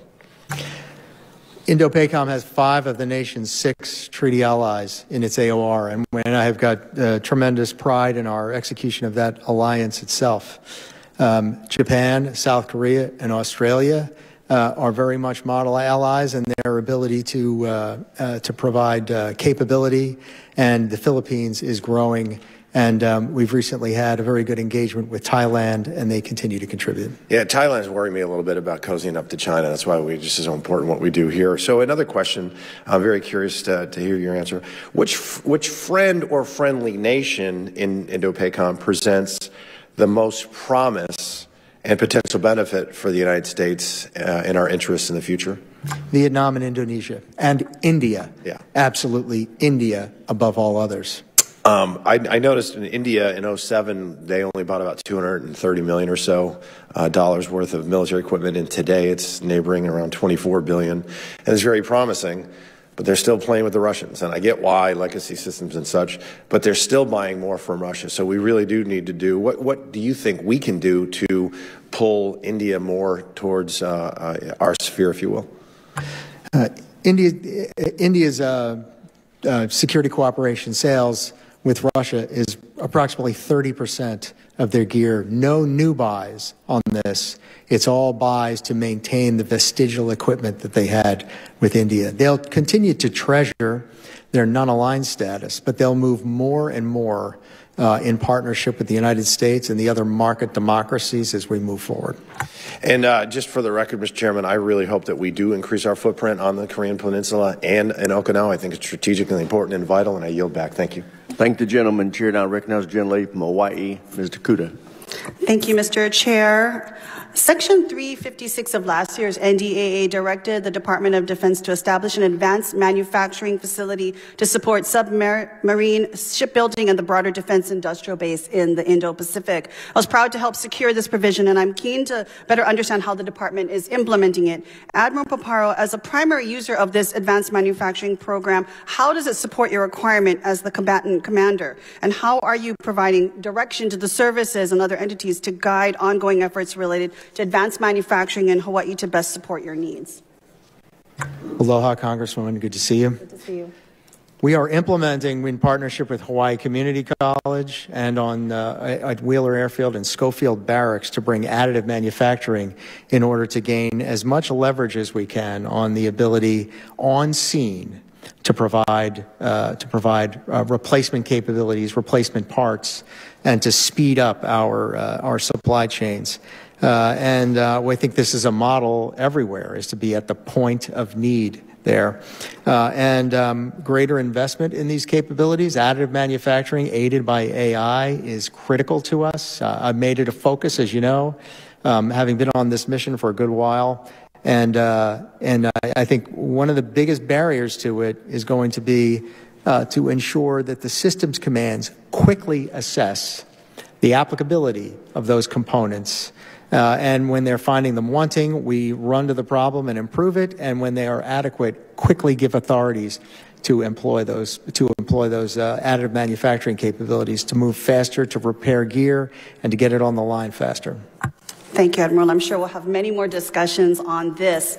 Right now, if I can pivot slightly a bit, Admiral, is it helpful to your work in the Indo-Pacific when our European allies support our deterrence in the Pacific, such as when Germany and France conducted Taiwan Strait transits last fall? It is, and I commend our European partners for having been especially robust in 2024. Thank you. And Mr. No, going back to the discussions about whether America first means America alone, Mr. No, does this administration agree that our European and NATO allies have an important role to play in the Indo-Pacific? Congresswoman, the department does believe they have a role. Is it an important role that they play, given that China is our pacing threat? It's an important role. However, the Secretary has asked our European partners to first and foremost prioritize European continental security, to do more for their own backyard, first and foremost. But we will So you see it in a bit of a siloed effect in terms of stick to your region. Admiral Paparo, do you think China is watching our commitment in Ukraine? Do you believe China is engaging in the European theater, not sticking to their own region? I believe just recently Ukraine captured 2 men of Chinese origin fighting for Russia. They did, and any success offensively in Europe will embolden the PRC in their own offensive ambitions. Clearly, we can't disentangle the theaters like perhaps some in the administration might think we can, and I would hope that the administration's comments and actions going forward would reflect the global impacts that what happens in Ukraine does matter in terms of our ability to safeguard the Indo-Pacific and provide stability there. I just want to, with the time I have remaining, go to another question. Transactional relationships don't work in defense. They don't. Whether you're talking about tariffs, as has been talked about today, or demanding increased burden for defense costs, it undermines trust, it undermines commitment, and our ability to withstand adversity going forward. The President has talked about providing our allies even with toned-down versions of aircrafts because they may not always be our allies. Now, this does not, to me, project confidence to people that we want to fight side by side us in the case of aggression. Admiral Paparo, does this kind of transactional relationship that is being projected and these statements being made about providing our allies with substandard aircraft or equipment, does this help or hurt us in the Indo-Pacific? Congresswoman, there are operational security requirements for those based on the ability of our partners to secure that information. We do our very best to get But do you feel, in the time I've remaining, that transactional relationships are a good foundation for defense partners in any region, especially the Indo-Pacific? You know my commitment to authentic relationships with our allies and partners. Thank you very much. Mr. Chair, I yield back. I thank the gentlelady for yielding. Chair now recognizes the gentleman from Guam, Mr. Moylan. Thank you, Mr. Chairman and Ranking Member. I'm happy to be here on such an important security hearing about my backyard in Indo-PACOM and the importance of Guam, where is my home, and to relay to our panel that we feel the pressures you do, we feel the stress, and we understand the threat from our adversities in this region. And I'm so happy you're there. I'm focusing on that because Guam is where our day begins. We are U.S. soil. We have many allies in the Indo-PACOM, and we're the closest body of land that the United States has to our allies. Allies are our friends, but Guam is USA, and we are family. So I appreciate your importance in making that interest number one for you folks. And part of that, as we grow, we know with the Marine Corps is building up on Guam with our Camp Ben Blas, and that agreement has gone since 2012. Where the United States and Japan came together, where Japan made an investment Would you have an idea of that investment amount that Japan made for that move from Okinawa to help build the Camp Ben Blas? I believe it's in the neighborhood of $3 billion. I'll also say, if I may, sir, half a day. Half a day. And your backyard is America's front yard in the homeland. Amen. Thank you. How about the investments that the United States has made thus far for the build-up of the Camp Ben Blas? I believe the majority of the burden has been borne by the Japanese. Okay, and we're still pumping in money to get the continuation of getting that built. And there's a great investment the island of Guam has done with our infrastructure, working closely to ensure that our power, our water, our roads are built to withstand all this movement coming into from Okinawa to Guam. The 9,000, as you mentioned, close to 5,000 Marines to facilitate being on Guam. It has a great impact on Guam's economy and our community, and we've been focusing on this since 2012 and up to the future, and we still got years to go for its completion. So the concern is, though, there has been made a comment by a senior military officer that says possibly the move from Marines going from Okinawa to Guam, we're going in the wrong direction. But we have already invested in the since 2012 in the NDAA, this investment to happen. So, Admiral Paparo, the Department of Defense, do you feel they are still committed to the agreement of the Marine forces to move from Okinawa to Guam? Congressman, the DPRI, the Defense Policy Review Initiative, remains the program of record, and we are committed to executing it in a conditions-based manner. Thank you, Admiral. In addition to all this investment with moving the Marines from Okinawa to Guam, we also have other natural disasters that has happened. Specifically in 2023, we had Typhoon Mawar, where we causing nearly $43 billion in damage to our island.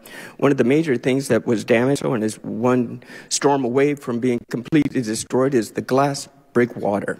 Investments have been made, construction is happening, but this is the key. This is our only port for our supplies that supply our community and our military. With that fails, it's total destruction. And that's our only supply chain to get these ships unloaded. So since this is being rebuilt, I would ask you for an update on the progress of the project and the estimated completion date of the breakwater repairs. Congressman, to my situational awareness, it's on track, but I owe you a more defined answer, and I'll give that to you in written form. But I believe it's on track. It can't happen fast enough for me, but I'll give you the specifics. I appreciate that. And recently I was talking to our Joint Regional Micronesia, Admiral Hoffman, and he said he watched the rocks being replaced with the cranes. So we're moving forward, but I appreciate your updates on that as well.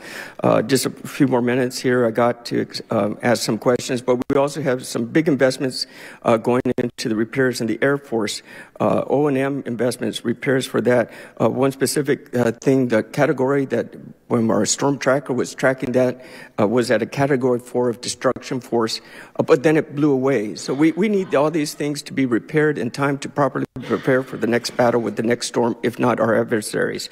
So I wanted to know, we got some unfunded priority lists and how you are looking for that to be funded and what you want Congress to help you with your priority list of unfunded priorities. We only have 16 seconds. Guam Defense System is first and foremost in our mind that remain on track and it deliver on time for Guam's defense as the homeland. And then in addition, our improvements to Andersen Air Force Base, to Northwest Airfield, to those capabilities, and the continued improvements to the submarine base. Thank you, Admiral. Thank you very much. Time's expired. Chair now recognizes the gentleman from California, Mr. Carbajal. Thank you, Mr. Chairman. Indo-PACOM is a region of consequence. China, our pacing challenge, is obviously there. So are some of our strongest allies like Japan, South Korea, and Australia. Then there are other nations we want to strengthen our relationships with to counter Chinese influence. I'd argue that actions taken by this administration, like cutting off all our foreign aid and imposing severe tariffs on multiple nations in the Indo-Pacific, friends and foes alike, have significantly diminished our soft power. Admiral Paparo, is soft power important in building and maintaining relationships with countries so we can provide an alternative to China? Congressman, soft power is important. No more? Oh, I like that answer, though. I want to just give you something direct and plain spoken. I can't speak to the policy I executed as a military officer, but soft power is very important to us. As a Marine, I understand your answer. Mr. No, same question to you. Congressman, yes, it is important. Then why is the administration cutting? So, Congressman, on the issue of foreign aid, as you know, State Department has a lead for approving most foreign assistance programs. Department of Defense, we fully support reviews to ensure that American taxpayer dollars are spent to support concrete American interests. We will have honest conversations with our allies and partners about what America is able to do in the region, but we will absolutely make sure as the department that these foreign assistance programs are aligned with both the President and the Secretary's priorities and policies. Well, it's contradictory to what this President and this administration is doing, so I appreciate your response. Admiral Paparo, do you feel you have the space capabilities and support you need in your AOR, including tactical surveillance, reconnaissance, and tracking? And what are the risks of losing space superiority? We have shortfalls in our air-breathing ISR for persistent stare, and I would like to make up those shortfalls. And space superiority, domain awareness, space and counterspace are critical, indispensable, be the first battle, and are critical to determining strategic, operational, tactical warning and gaining early leverage. That's the first battle, and it is primus et principis in ensuring our own capability to deter and to prevail. Thank you. China is producing aircraft, ships, missiles, and satellites at rates we cannot match. They are closing the gap in the quality of systems and have passed us on quantity. Even combined with Japan, South Korea, and Australia, their systems outmatch ours by numbers. This war is something that we must try to avoid. Admiral Paparo, do China actions from their intense procurement of systems to aggressive actions in the South China Sea suggest there is a way to continue deterrence? And what can the U.S. and our allies do to detour a conflict with China? Congressman, my first comment there is that we can match their capability, and it's a matter of will, and we have to get after it. And second of all is that we can deter them in those areas, and we have to work towards it. But we've got to preserve our combat capability that we have, and then we've got to build the right capabilities at the right time to continue overmatch. And I say that we can match, and it's a matter of will, not as a snarky way, but just as an expression of hope and determination. Admiral, you could always be snarky here. It's welcome. With that, Mr. Chairman, I yield back. I thank the gentleman. Chair now recognizes the gentleman from Indiana, Mr. Mismer. Thank you, Chairman, and I'd like to thank all the witnesses for their service and for being here today. Admiral Paparo, last year your predecessor was asked about the hypersonic threat in your AOR. He stated that hypersonic weapons would be a major threat to U.S. forces and a potential conflict in the region. 2 years ago, Vice Admiral John Hill, the MDA director, testified before this committee that fielding a defensive system against hypersonic threat in 2035 was irrelevant and didn't meet the threat. Do you agree with that testimony? We have a now threat, sir, and I do agree. Thank you very much. Are you able to satisfy your requirements when the previous administration consistently came to Congress with an anemic missile defense agency budget request? Presently, I think the most important element is to keep those hypersonic weapons on the rails with counter C5 ISR, but I will not admit any complacency about our ability to execute that mission. Okay, thank you. Would you agree that in the absence of a glide phase interceptor, we should look at stopgap measures? Absolutely. Yes, sir. Okay. While we're at it, can you comment on how our depletion of exquisite effectors in CENTCOM, in the CENTCOM AOR against cheap drones is affecting your ability to maintain the required magazine depth for your AOR? we should equip our forces in the field with the right kind of capabilities that gets the numbers in the right way, so that we're not expending capabilities that cost millions against something that costs thousands. Yep, agree. Also, Admiral Paparo, in your testimony, you state that the survivable long-range fires are a key priority for your area, AOR. When I hear that, I immediately think of hypersonic weapons. The Conventional Prompt Strike program is intended to provide much-needed long-range strike capability for deep inland targets. How important to you is that CPS gets deployed to your command on a submarine? Critical on submarines, critical on the surface as well for the Army. Okay. Also, the Navy is targeting 2028 for CPS to go on Zumwalt. If that program does not come to fruition, is it acceptable to wait until CPS is available to be put on a Block 5 Virginia submarine? Need the capability now, and we need to go faster to get it on Zumwalt as well, and get those Zumwalts stationed in Hawaii where they can be on point. Thank you, sir. Perfect. Thank you.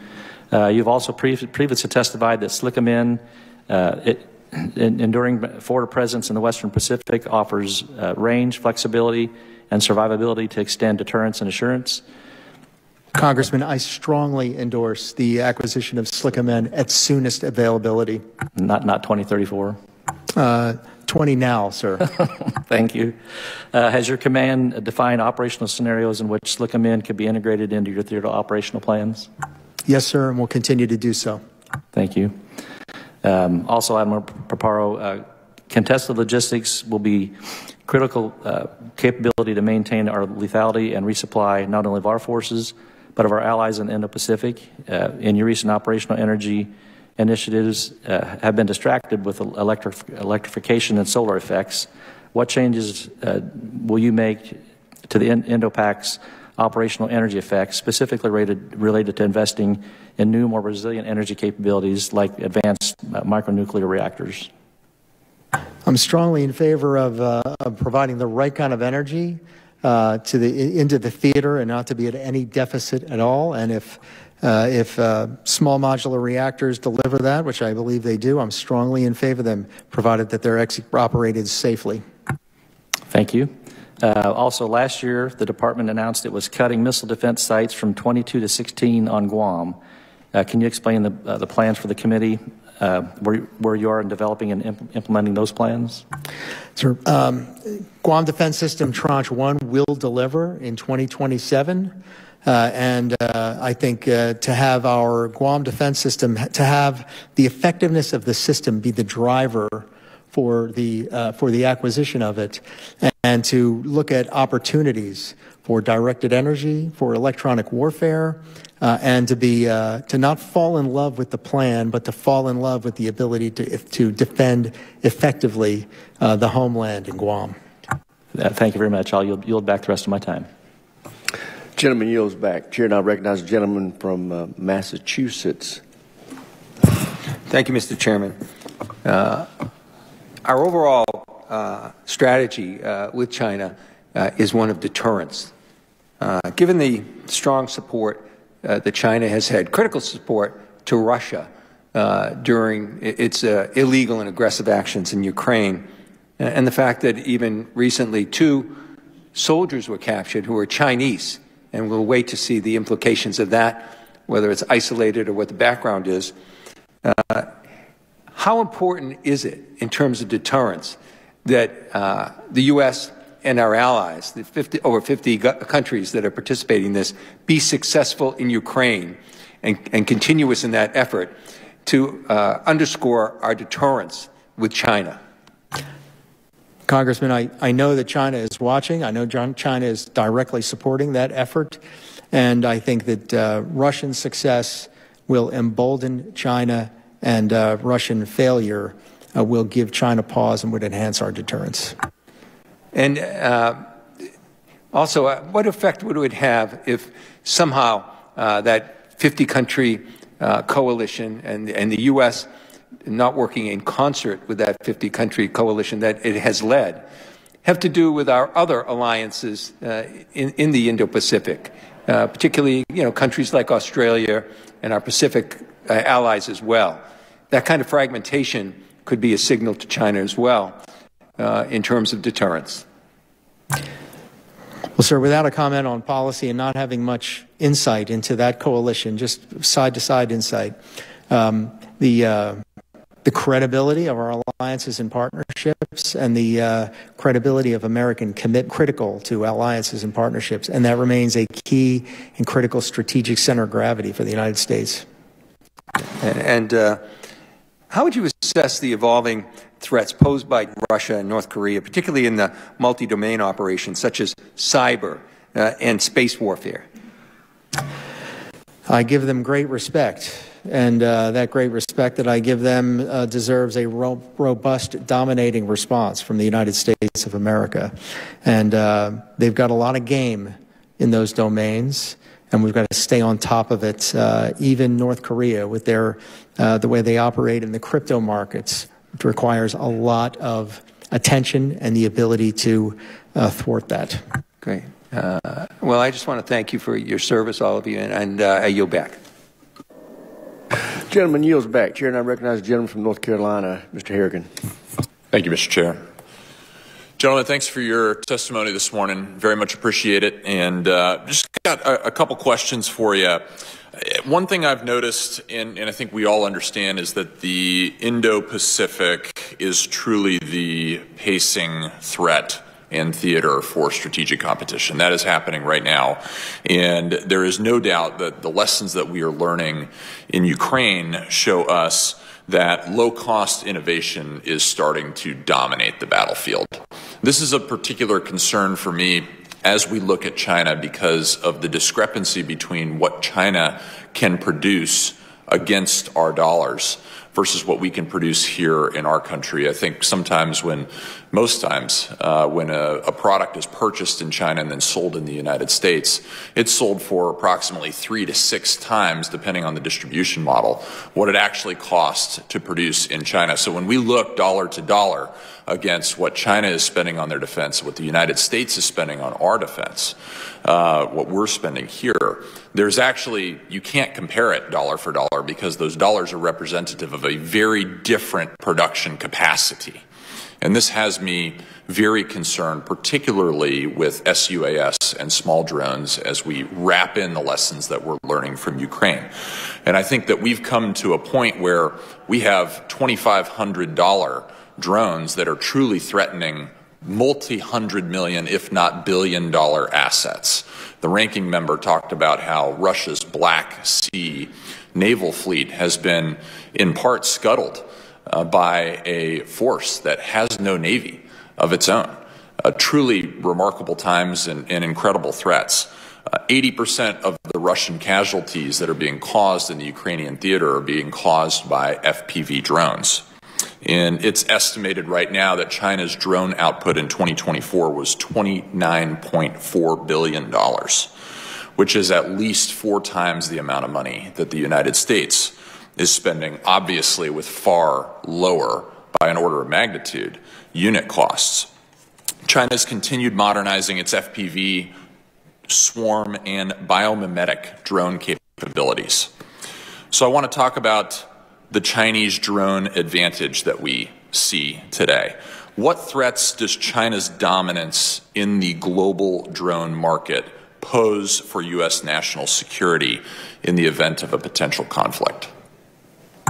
Congressman, China dominates the drone industry just by dint of their capacity to build them.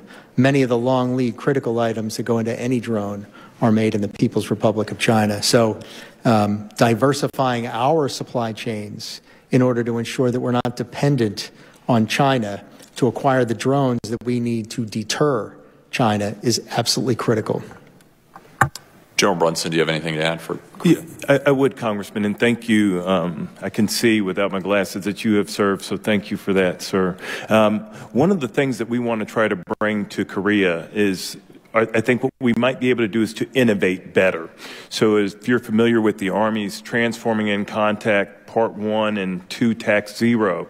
There's some technology that's being put forward now that's going to allow us to 3D print drones.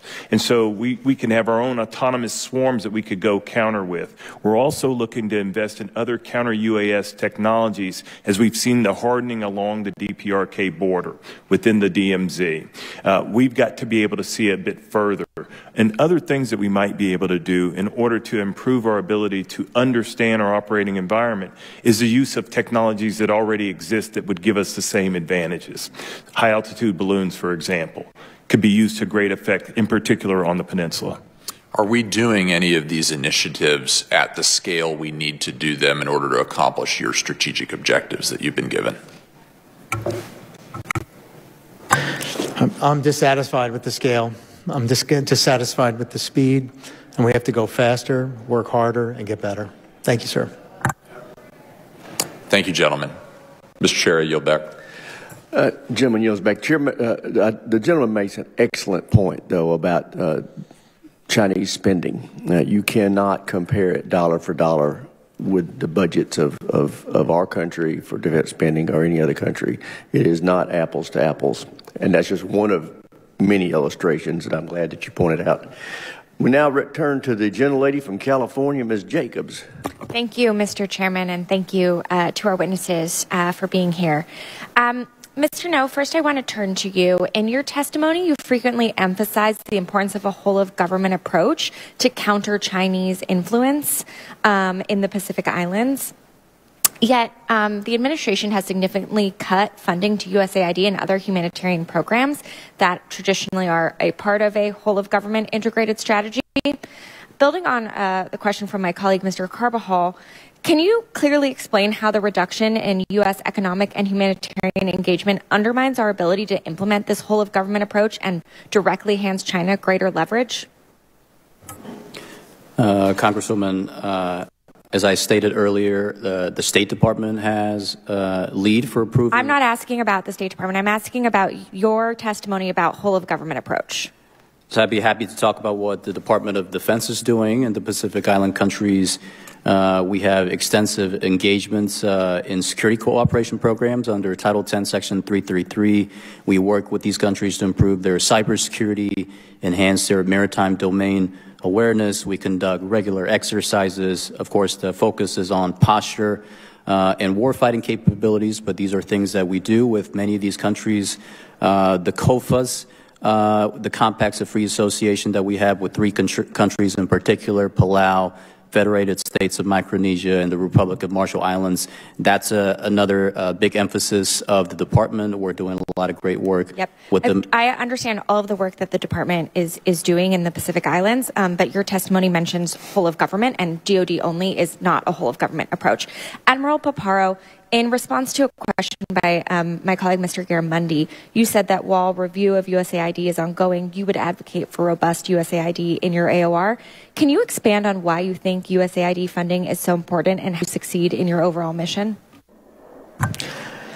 Our USAID programs, particularly the ones that work on necessities, food, water, medical, and critical infrastructure, they're key and critical to these poor areas, and they enable us to compete against the People's Republic of China, who operate in the same domains. Thank you. Now I want to turn to Taiwan. I think it's important for us to recognize what kinds of U.S. actions actually help shore up Taiwan's defense, what kind of actions can contribute to escalation and actually make Taiwan less safe. For instance, the training and weapons the United States has provided over the years has helped Taiwan's ability to defend itself in the event of invasion, and we haven't actually seen that spark escalation with the PRC. On the other hand, symbolic types of support like high-profile visits or Secretary Hegseth's over-the-top rhetoric during his recent trip to Panama seem to have a more escalatory effect without actually making Taiwan any safer. So, Admiral Paparo, could you discuss ways in which the department is ensuring we're not unnecessarily escalating tensions and maintaining open lines of communication? Congresswoman, the policy, enshrined in the 3 communiques, the 6 assurances, and the Taiwan Relations Act, stipulates that defensive services and defensive capability shall be provided to Taiwan while the department maintains the capacity, any resort to force, that jeopardizes the social, political, and economic system of Taiwan. Sticking strictly to that policy and ensuring that that policy has the credibility that it requires, what comes to mind is the third communique from August of 1982, I believe it was, that those services shall decrease with the demilitarization of the Taiwan Strait. And so being sensitive to affirm the three communiques, but to also execute them in accordance to the letter and spirit they're initiated with is very important to us. Thank you, Admiral Paparo. Mr. No, do you believe Secretary Hegseth's very over-the-top rhetoric on Taiwan actually aligns with our stated policy of the United States? Congressman, I would disagree that anything Secretary Hegseth stated about Taiwan is over the top. He has emphasized the importance of reestablishing deterrence and doing so in the Indo-Pacific. And the department is moving with urgency and focus to do just that. Thank you. Deterrent important. Things we do that unnecessarily escalate without actually making Taiwan any safer are the opposite of deterrence. And with that, Mr. Chairman, I'll yield back. I thank the gentleman. Chair as a gentleman from Virginia, Mr. McClellan. Thank you, Mr. Chairman, and thank you to our witnesses for being here today. You're doing a great job. I really appreciate what President Trump is doing, what Pete Hegseth is doing to return our military to lethality. We're eradicating the divisive ideologies from our military, and it is working. What I understand is recruitment is up, and I've spoken with soldiers, airmen, and Marines, and others around my district, and even on the southern border, and morale is way up. You know, we wouldn't have a country without our men and women in the military. So for all our service members, all our veterans here, thank you for what you do to keep us safe. It's great to see my Navy SEAL brother, Fleet Master Chief David Ism here today, and I see this as a way to continue service to our country. I think we would all agree that we have many threats at home and abroad, and you guys have covered a lot of territory today, and I'd like to talk about aircraft carriers. I'd like to focus on their role in, Admiral, in your area of operation, area of responsibility.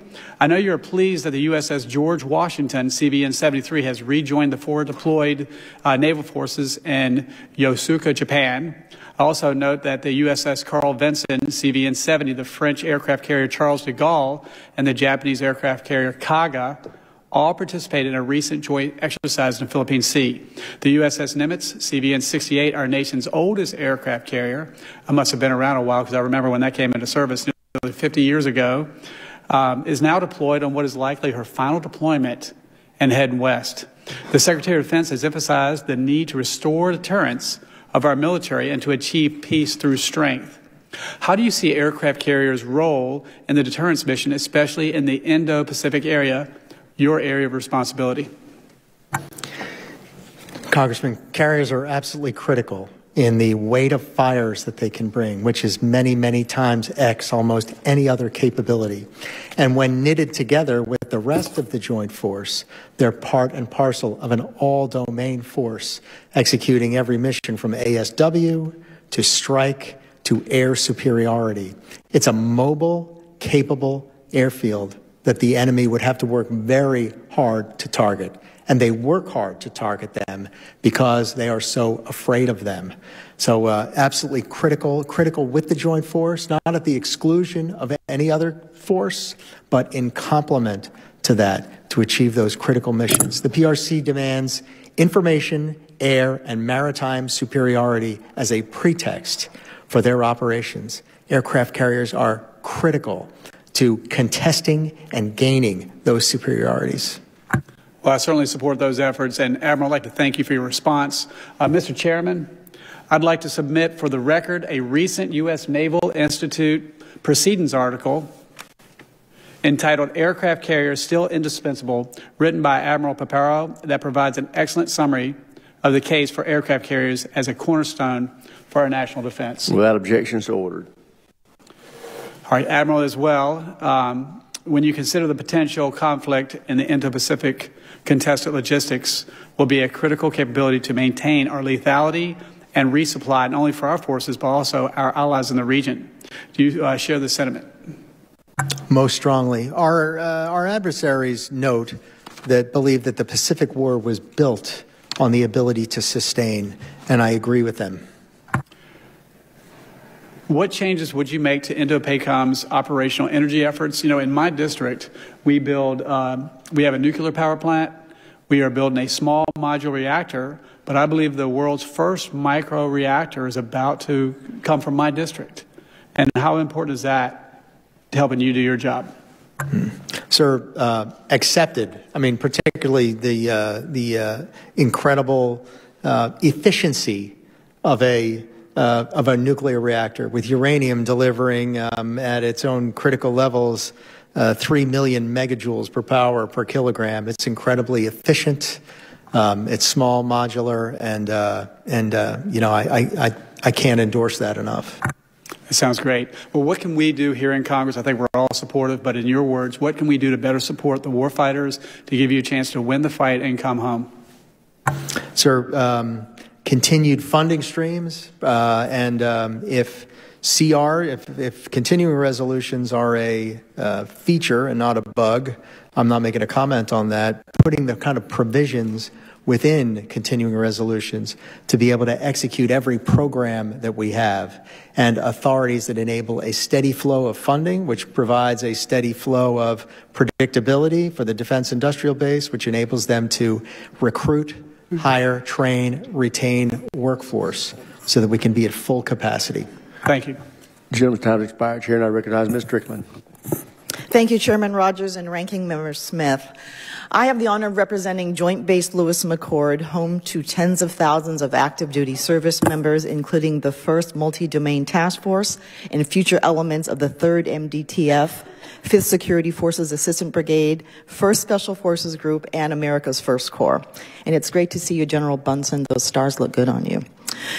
All of these things are regionally aligned toward the Indo-Pacific theater, and JBLM plays a central role in the U.S.'s ability to ensure a free and open Indo-Pacific. I'm going to talk about 2 issues. I will start with climate change and then the alliances and partnerships of AUKUS. Admiral Paparo, how are the U.S. military operations and plans being affected by factors like rising sea level, extreme heat, and displacement in heavily populated coastal areas? Some of our efforts align our Pacific Partnership and our operations with the typhoon season within the Pacific so that we can be more ready to respond to humanitarian assistance, disaster relief. Similarly, many of our expeditionary engineering capabilities work on key critical infrastructure, particularly through the Pacific Island countries. And so that ability to respond is front of mind. Thank you.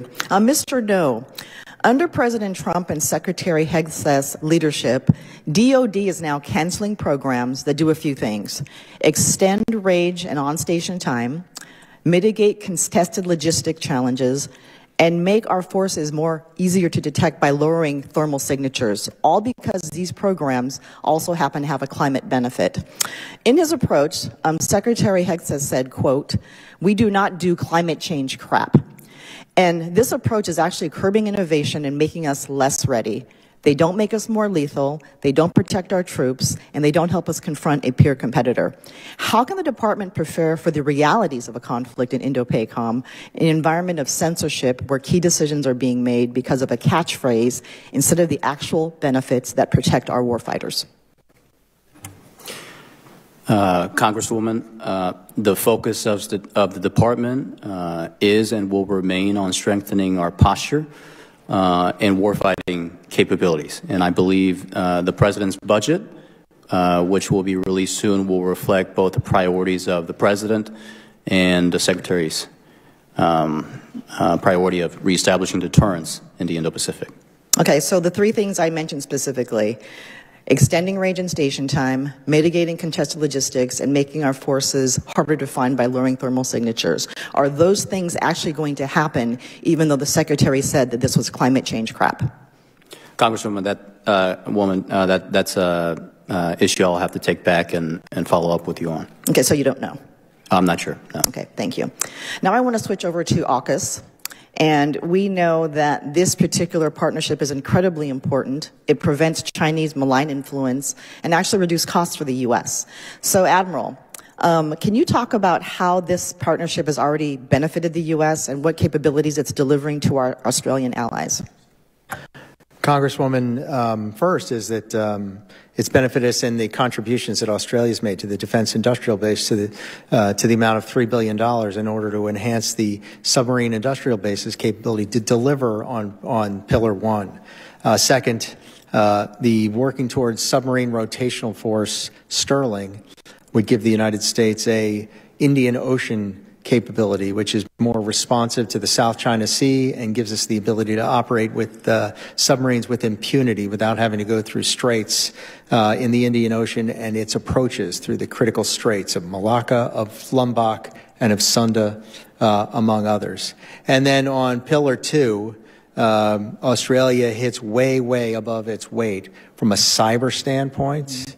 It does some critical things that really complement what we do. So AUKUS is a winner in every way for Indo-Pacific Command. Thank you. And then, Mr. No, are there any obstacles that you think the U.S. faces in fully implementing AUKUS, and specifically upholding our partnership, particularly in transferring 3 to 5 Virginia-class submarines?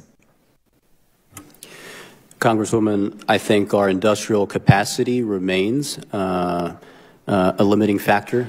We're able to produce 1.28 Virginia-class submarines a year. That number needs to be above 2 for us to both fulfill our own submarine requirements and to fulfill our obligations to Australia under Pillar 1. So that. Thank you. And you may want to tell your boss that some of the trade decisions that are being made actually have time. The chair now recognizes the gentlelady from Virginia, Ms. Kiggins. Thank you, Mr. Chair, and thank you so much to our panelists and for your years of service to our great nation. I have the privilege of representing Hampton Roads, which is home to the Atlantic Fleet, also home to East Coast Ship Repair and Shipbuilding, and just thousands of military families and personnel, especially that are Navy members. So I want to focus on the Navy for a few minutes, but Admiral Paparo, we know that if conflict were to arise in Indo-PACOM area of responsibility, the men and women of Hampton Roads would be on the front lines of that fight. And I know that we are very focused on the Pacific and on the West and on the West Coast, but can you just speak to me about the importance of the Atlantic Fleet in your mission in the Indo-Pacific? Because we know that when things arise in the Middle East, Israel is a perfect example. After October 7th, we sent the Ford and the Eisenhower to that region of the world, but the Indian Ocean and the Indo-Pacific is not too far away. So just speak to me about the important role of the Atlantic Fleet and specifically the carrier air wings from Naval Air Station Oceana in my district, what that means to your mission. Congresswoman, thank you also for your service to the nation as a U.S. naval aviator, and those of the many members of your family that have served or are serving at this very time. And you make a great point, and that point is that all of the Joint Force is designed that it must be responsive to any threat anywhere, that the rebalance to the Pacific has got to have the capability to have the total balance going to the Pacific within weeks. And so presently in our plans of record, the Atlantic Fleet is very well represented in the Indo-Pacific, and not just in the Indian Ocean, but in the Pacific itself. It would be key and critical and indispensable to combat success. And how important to your mission is investment in the upkeep of places like our East Coast master jet base that would provide those carrier air wings? There can be no difference across the force from a standardization standpoint about the readiness of the facilities to support training and operations. And that is precisely because every force has got to be ready to fight the pacing threat. And so we currently have F-18 squadrons, which are great in fulfilling the mission, but are also aging. And so I just want to ask you specifically, how would an F-35 integration help with your mission? F-35s are critical, and we cannot make that transition fast enough across the force, and F-35s must be a part of the Atlantic Fleet, in my humble opinion. Thank you for that answer. And now I want to move to shipbuilding. And we continue to decommission ships at a rate that far outpaces new construction, even as many of these platforms are still operational and actively deployed. In some cases, we're investing in maintenance and upgrades only to retire the ship as soon as it returns to port from deployment. Given our growing global commitments and the urgent need for naval presence, how does this approach make sense, Admiral Paparo, and why are we decommissioning ships and we are clearly short on capacity? I think if the ship, given the fact that the ship is relevant and given that there's the proper balance of investment in the ship so that the return on investment is right, and getting absolutely the most relevance out of the most relevant ships until the capacity of the United States is built up so that they can be replaced. I think I'm not a proponent of divest to invest. I'm a proponent of make before break. And I'd prefer not to decommission combat relevant capabilities until its replacement is on board. So its sailors and Marines can properly transfer to that platform and get into the fight. Agree. We need all the ships we can get, and even an old ship is better than no ship. And speaking again about shipbuilding, I know that when we had the opportunity to visit Pearl Harbor, you spoke about the fact that I think it was only 17% of your high school graduates are attending colleges or university, and the lines at the shipyard for those skilled trade jobs are so long. So what are you doing in Pearl Harbor in Hawaii that is working that we might apply to other shipbuilding and ship repair locations like Hampton Roads? And so Hawaii is very unique. And that Pearl Harbor Naval Shipyard is a incredibly valued profession in Hawaii, which confers that there's a waiting list in order to get onto the rolls as a shipyard worker. And as a result, because of the experience of the shipyard force, Pearl Harbor delivers its projects ahead of schedule and usually below budget. And that's a great model. And I think outreach in individual communities that similarly reflect and model that process, a highly valued profession, making sure that we, from a standpoint, that we're not outed for pay for shipyard workers, because 90% of any organization's hiring problems can be solved with pay. Gentlelady's time's expired. Gentleman from California, Mr. Cisneros. Thank you, Mr. Chairman, and I want to thank us for today. And Admiral, I want to thank your Fleet Master Chief for your career, sir, and everything that you've done for this nation. Chiefs run the Navy. I'm a former naval officer. I can tell you one thing that when I left the Navy, I wish I could have took my chief with me there. The senior enlisted are a valuable asset to our military, and we need to do what we can to make sure that we support them in any way possible. I also want to say, just go back to Mr. Courtney's comments about the tariffs and what they are doing, Mr. No. The fact that we have three nations, Japan, and China, that are coming together because of these tariffs, and these are three nations that have a history of contention. You may say it's not the tariffs don't affect the military, but it is going to have an effect later on in the military, and so the Department of Defense should definitely be speaking up on that there, because it is going to affect us at some point. General Brunson, I'm going to start with you, sir. We've seen the DRP, the DPRK, and Iran provide support to Russia during the Ukrainian conflict, supplying soldiers, munitions, critical minerals. The strengthening of these relationships continues to undermine the security and stability of the Indo-Pacific region. What are we seeing in the reverse as far as, those Russia, China supplying materials, technology, and things to North Korea? And really, what have we learned from the North Korean army with their experience there in Ukraine that is going to benefit you and your knowledge? Yes, sir. So one of the first things I would say is I'm concerned with, more importantly, what's coming back versus what's going out. I can see very, very well all the things that are going out. But coming back is technology. Coming back is critical munitions that are coming back there. What's coming back is critical materiel, which is changing our operating environment in a large way. And then what it's causing us to really do is look at how we might counter those things, that we might be able to continue to deter them, or have Kim Jong-un say, not today. Not today. And some of that has to do with the posture that we take as we sort of organize ourselves differently within our operating environment. And I think that another thing that I'm looking at routinely is, how am I communicating those things back out? How am I going back to ensure that not only our friends, partners, and allies are also witting to this, but how am I communicating back with Indo-PACOM to ensure that we are able to talk about the changes that we might have in our OE as well? Have you learned lessons from about the North Korean Army, about how they've been operating and what they've been doing in Ukraine, that are going to be valuable to you? Yes, sir. We most certainly have. Good. Thank you. Admiral, you know, you and your fellow COCOMs are competing for assets continually, whether it be the aircraft carriers, air squadrons, special operation forces, Patriot missile batteries. Can you discuss the challenges that you're facing there in trying to respond to China's operations while you're competing for those assets? Yes, Congressman. Understanding that there's a high demand for the global force is just my job. So mitigating that when the department, when the commander-in-chief makes a decision to shift one capability to another theater, and to be able to mitigate for that. And sometimes it's the substitution of other relevant capabilities. Mm-hmm.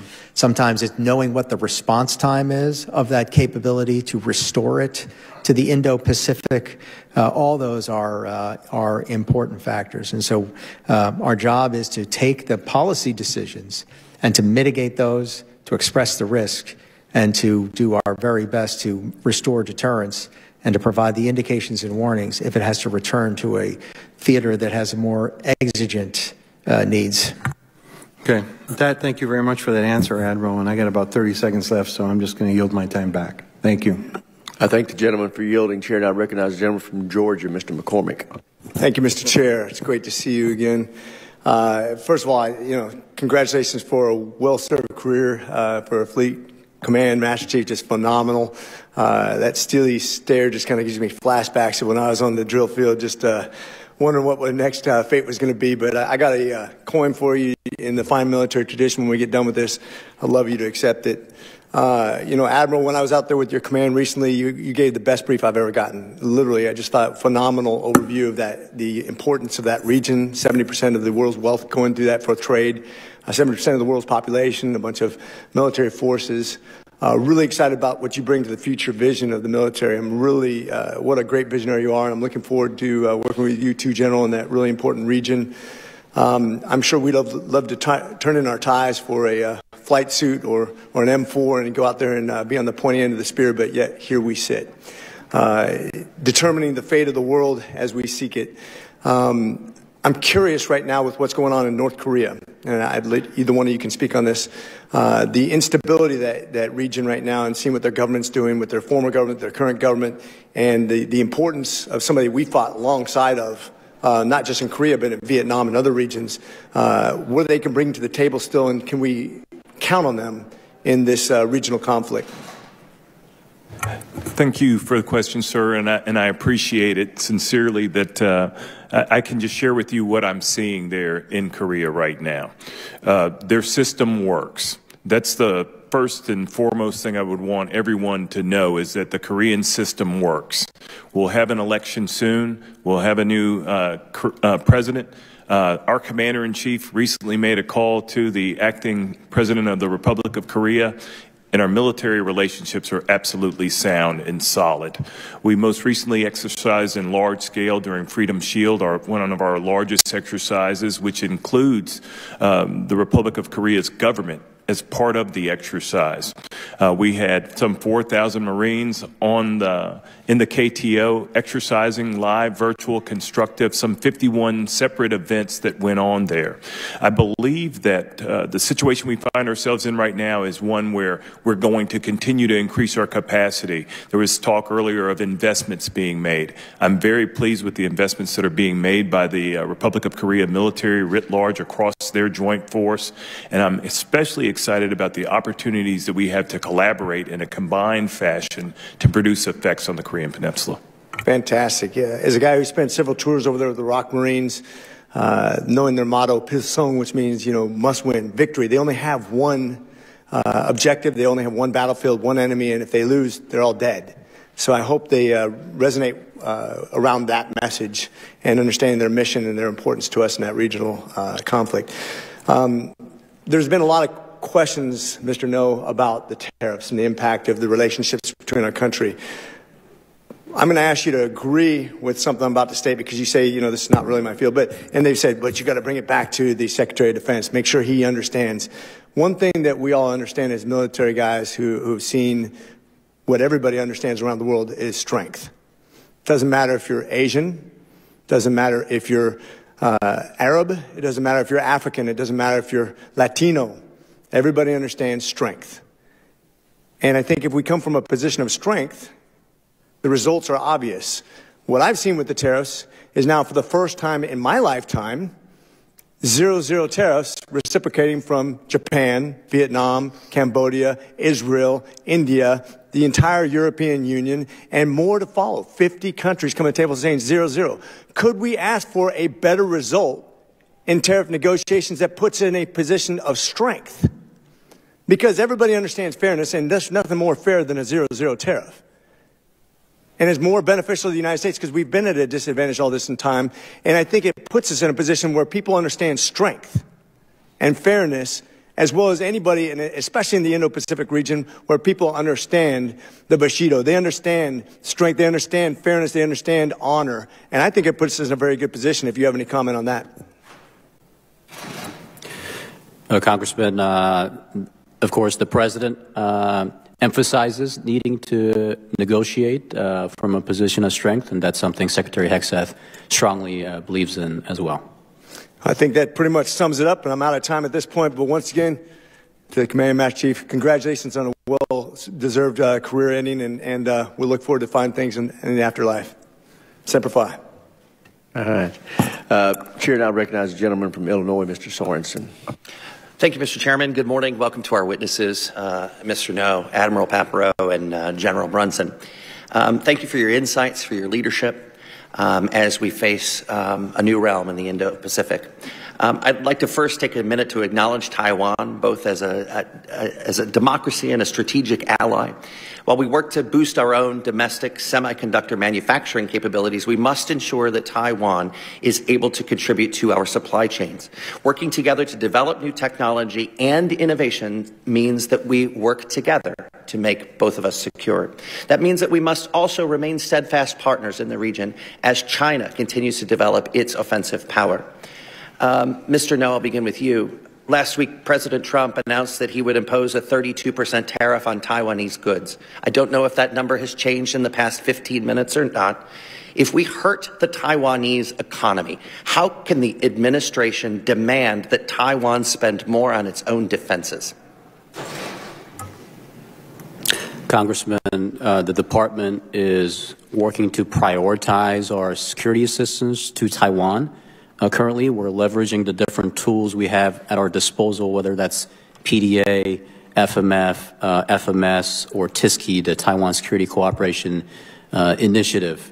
Arming Taiwan and strengthening Taiwan's defense capabilities is extremely important for not only the defense of Taiwan, but for strengthening our posture and reestablishing deterrence. So we're moving quickly to do that, and we're committed to doing so. So what I'm hearing from you is there is 100% connection between Taiwan and the United States with this relationship? Congressman, the future of Taiwan does matter to American interests.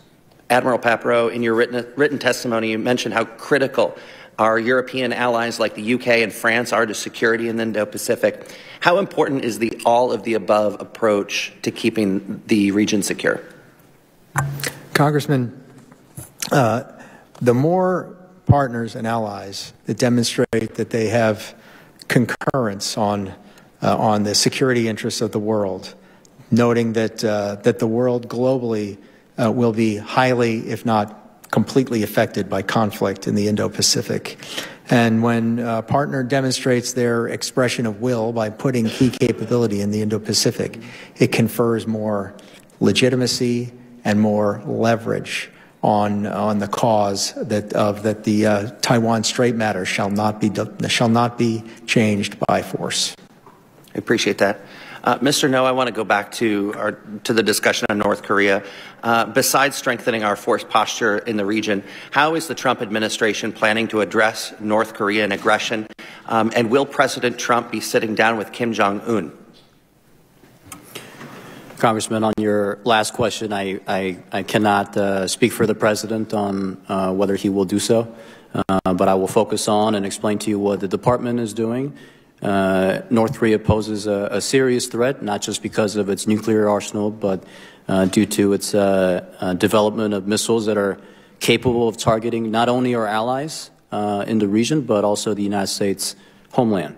So we will continue to work with our South Korean allies, and of course General Brunson and our team at USFK to make sure we have a strong deterrence posture to deter the North Korean threat. Both the Admiral and the General have mentioned in their testimonies that North Korea is seeking Russia's help in developing more advanced satellites and drones, missiles and submarines. Mr. No, what is being done to prevent coordination between Russia and North Korea, especially since we've just found out the news yesterday that we have Chinese fighting alongside Russians against Ukraine? Congressman, I'd be happy to have this discussion more in depth in a classified setting.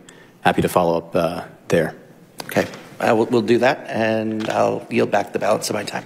Gentleman yields back. Chair, and I recognize the gentleman from Colorado, Mr. Crank.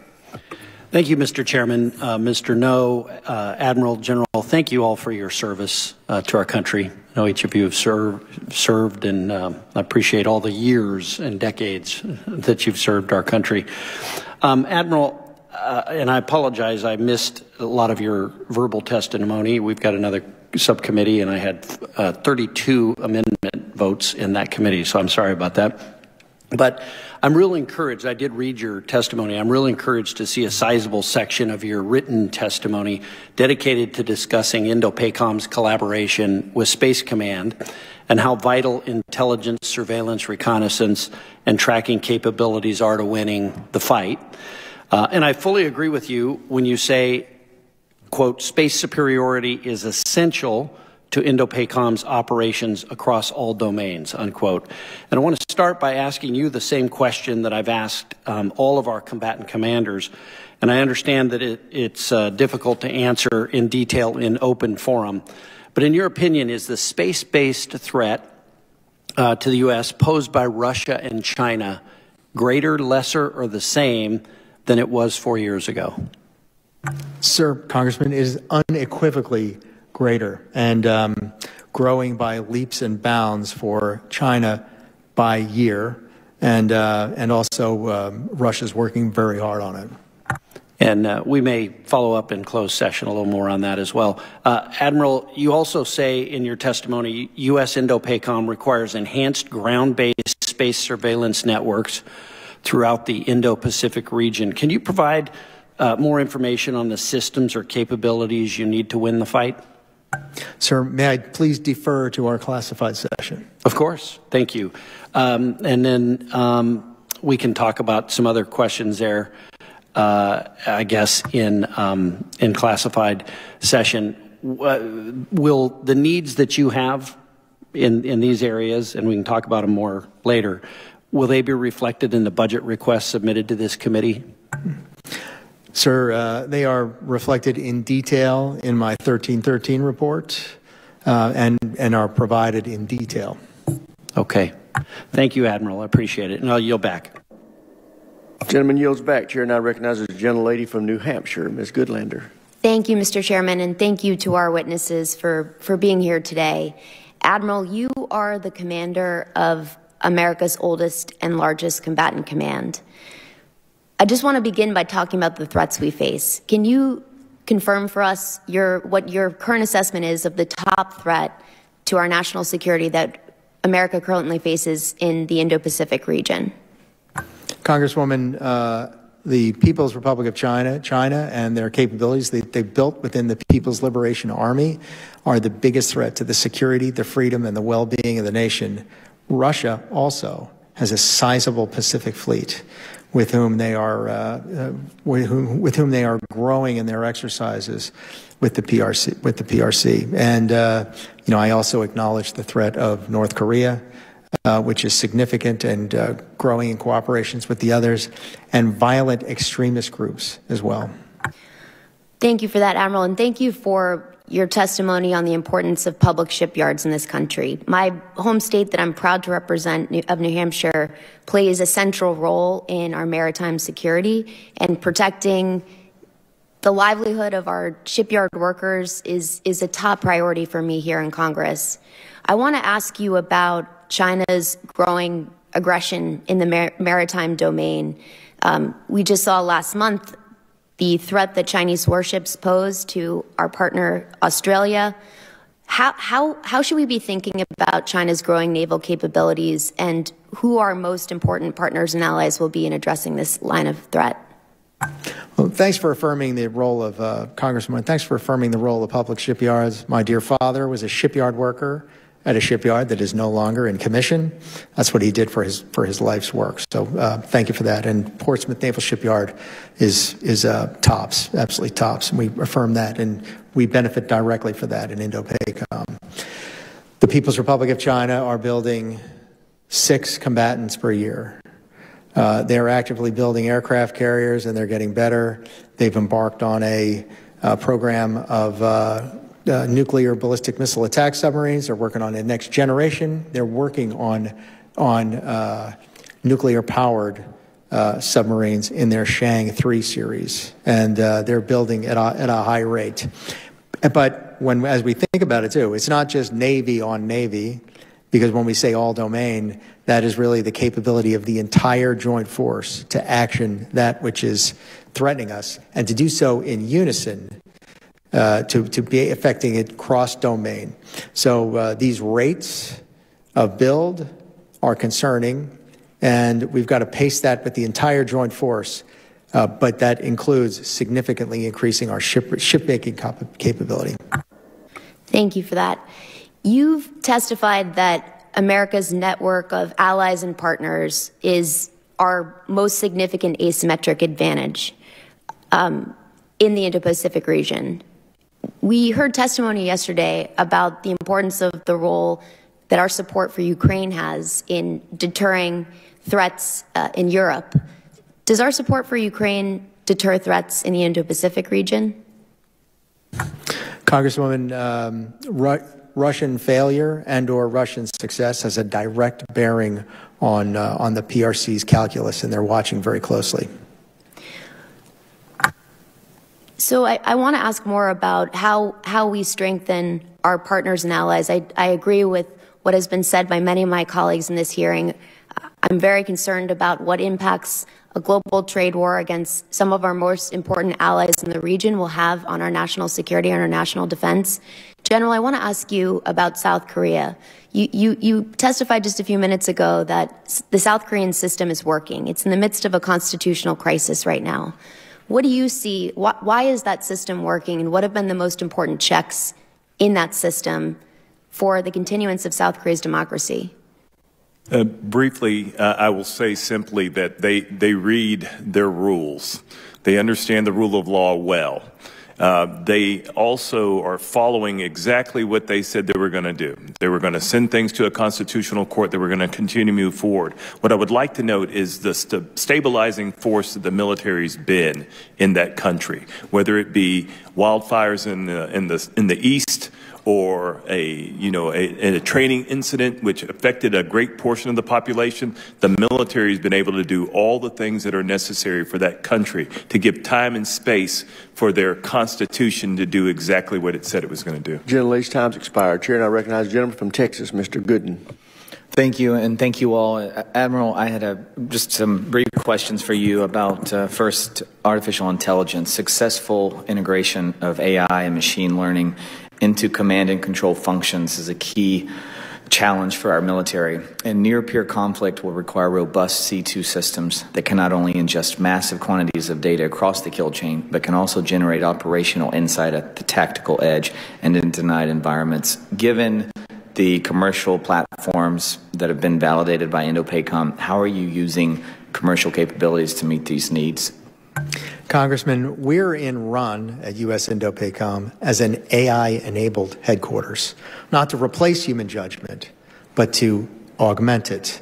And so the employment of AI models, I won't tell you what the names of them are, just in the interest of ethics, in conjunction with cutting-edge command and control systems, and then linking both our top-secret databases, our secret databases, and its own open-source learning models from which there is a rich data field, is enabling us to make better decisions faster at the strategic level, at the operational level as we link the functions of command and control, information, intelligence, movement maneuver, fires, security, and protection.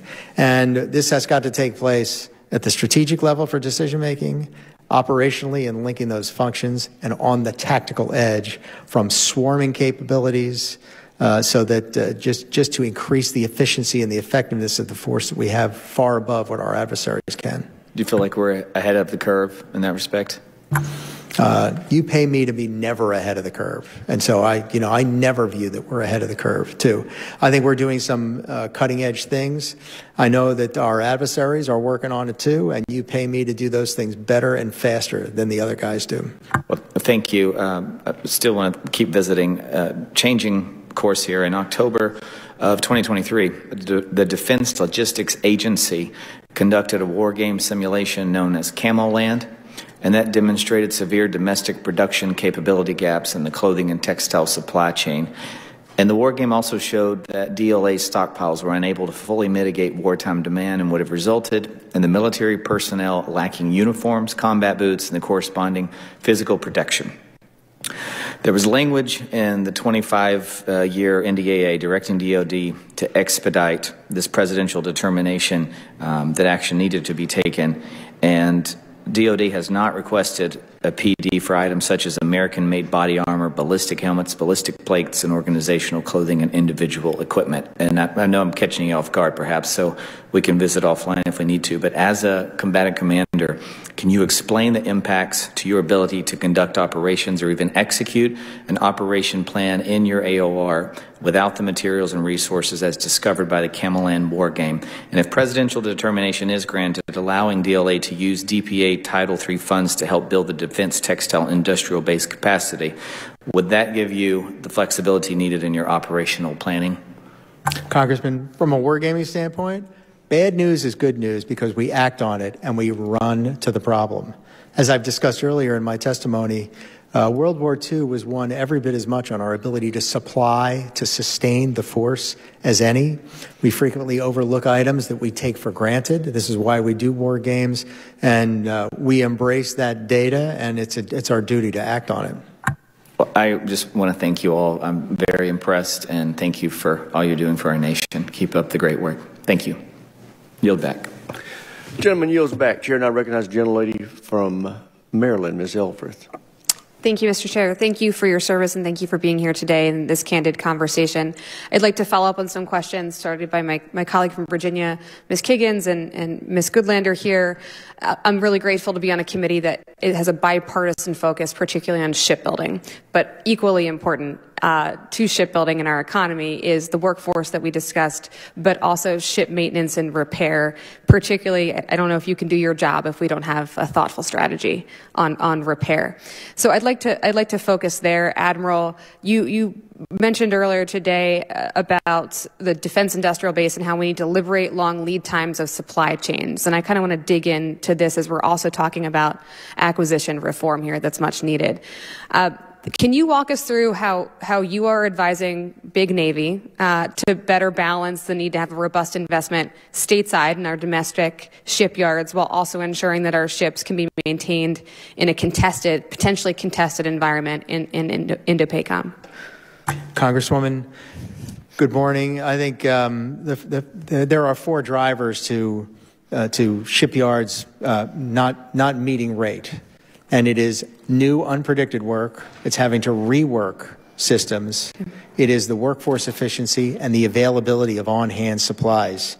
And we have to get better and faster, more data-centric, use AI tools in order to anticipate problems and to do the data analytics to get better. Number 2, we need a steady funding flow so the downstream suppliers can lead the long lead times. We need a diversification of the downstream suppliers, particularly take advantage of the promise of AI-enabled additive manufacturing. And I've gone to places in Torrance, California, where I've just seen some cutting-edge stuff, and we have to quickly certify those systems in order to move faster. So steady funding, database orientation to fixing our problems in those 4 fields, and diversifying our downrange supply chain and getting faster, getting simpler at the technical warrant holders in order to get to that. That's very helpful. I want to talk about pre-positioning of equipment, particularly again since you are far away from most of any shipyard domestically adjacent. So it's my understanding that of late, the military has done a better job or made progress on pre-positioning of equipment in parts at bases and depots in your region, but across the world. But just yesterday, and I don't mean to catch you off guard, I would just love your genuine feedback here. The Army issued a stop work order on efforts to maintain these pre-positioned stocks, the hard-to-get supplies for various reasons here. How critical is your ability to have this pre-positioned equipment to your ability to operate during a conflict, particularly in a high-area denial environment? Pre-positioning is what gains you leverage on the initial deployment of capability. And so the speed of getting capability there to get that head start on that, everything in the 21st century moves much, much faster. So the more relevant gear that we can get forward, the better. You're likely talking about Army Positioning Stock 3. And on that front, I work closely with the Department on the Army as well about identifying what are the really relevant air, missile, space, maritime capabilities, because the Army does play in the maritime game, that should be pre-positioned. And how are we gaining the authority to position those in places so that we can respond to that change. And so I think it's an ongoing process as we make those calculations. I prefer that it was mission reasons why we didn't versus fiscal reasons. And I work very closely with the services to advocate that the only reason that we don't position something forward is for reasons of mission and not to save a buck, because Indo-PACOM is not the place to go for your savings. Right. And also preparedness will ultimately save us money down the road. Save us money, lives, capability, people, and time. Thank you. That order. Thank you. With my remaining seconds, Mr. No, I want to follow up on my colleague from Hawaii's conversation. I represent the U.S. Naval Academy in Annapolis, which is going to be underwater in a matter of decades. Now, thankfully, the Navy is preparing for that, but I also would be remiss if I did not urge this administration to take seriously the rising tides that are coming, not just for the Academy, but across our installations. And with that, Mr. Chair, I yield my time back. Chair yields back. Chair, and I recognize the gentleman from Virginia, Mr. Vindman. Thank you, Mr. Chair.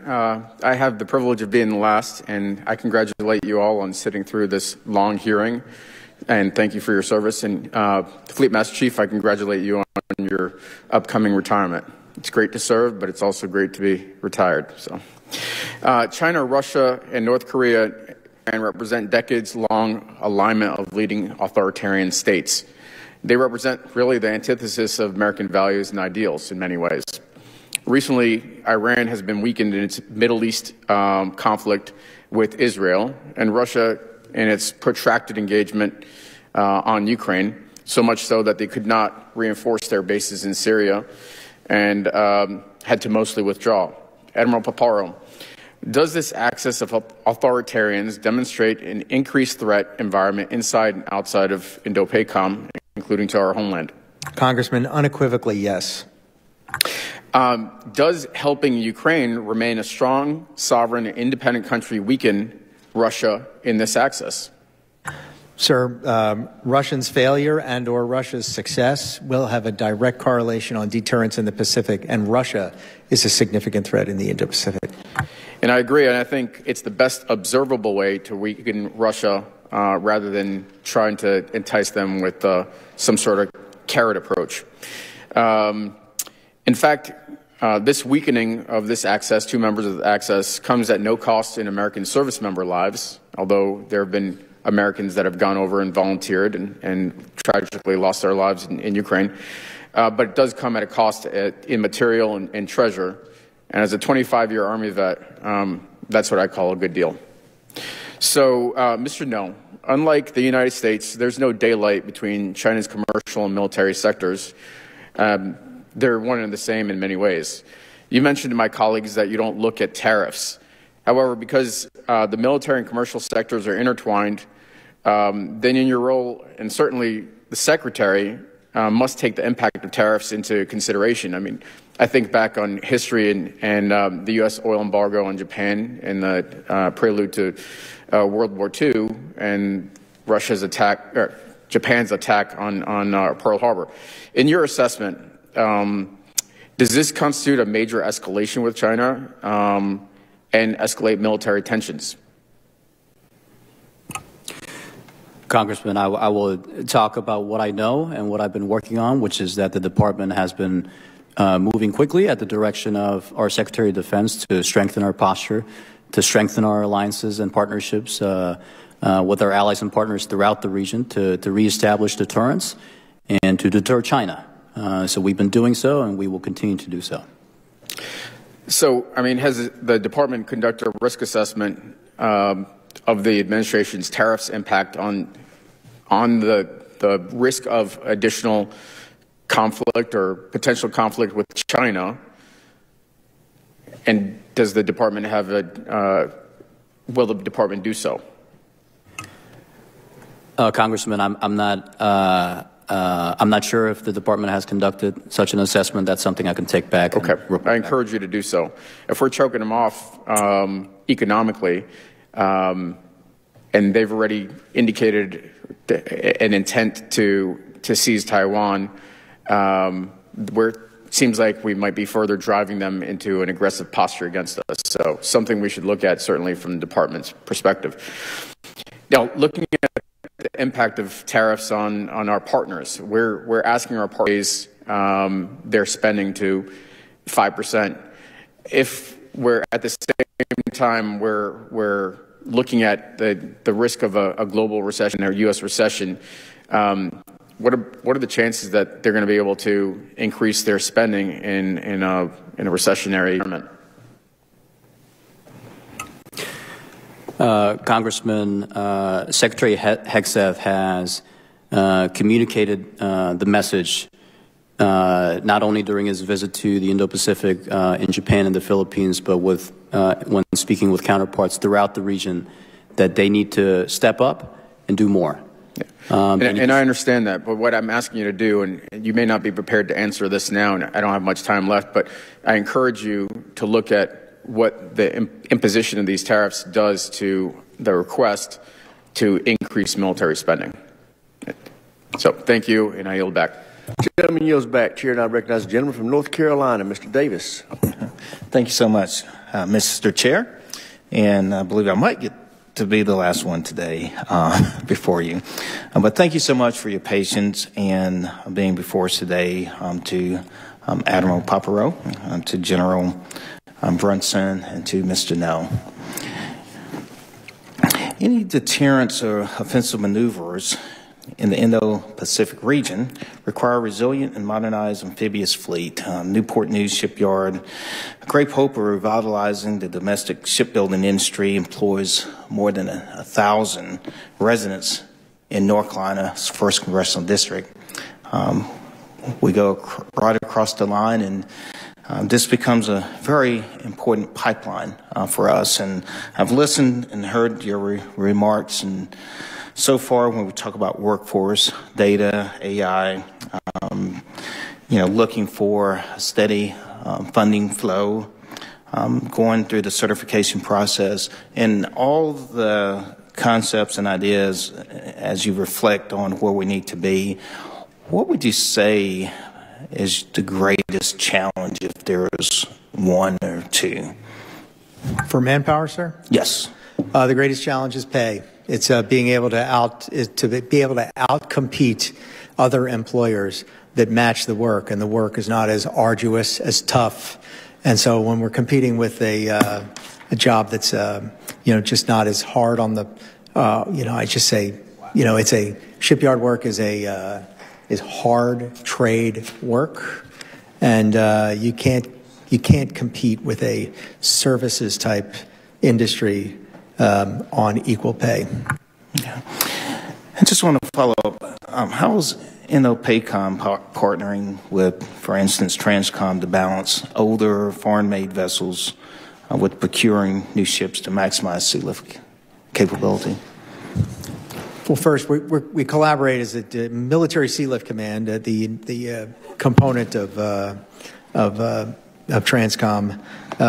We hire out console tankers to be able to hire commercial providers to be able to take up some of that capability. We hire out commercial air services to execute tanking airborne, and we do a great deal of movement via contracted air.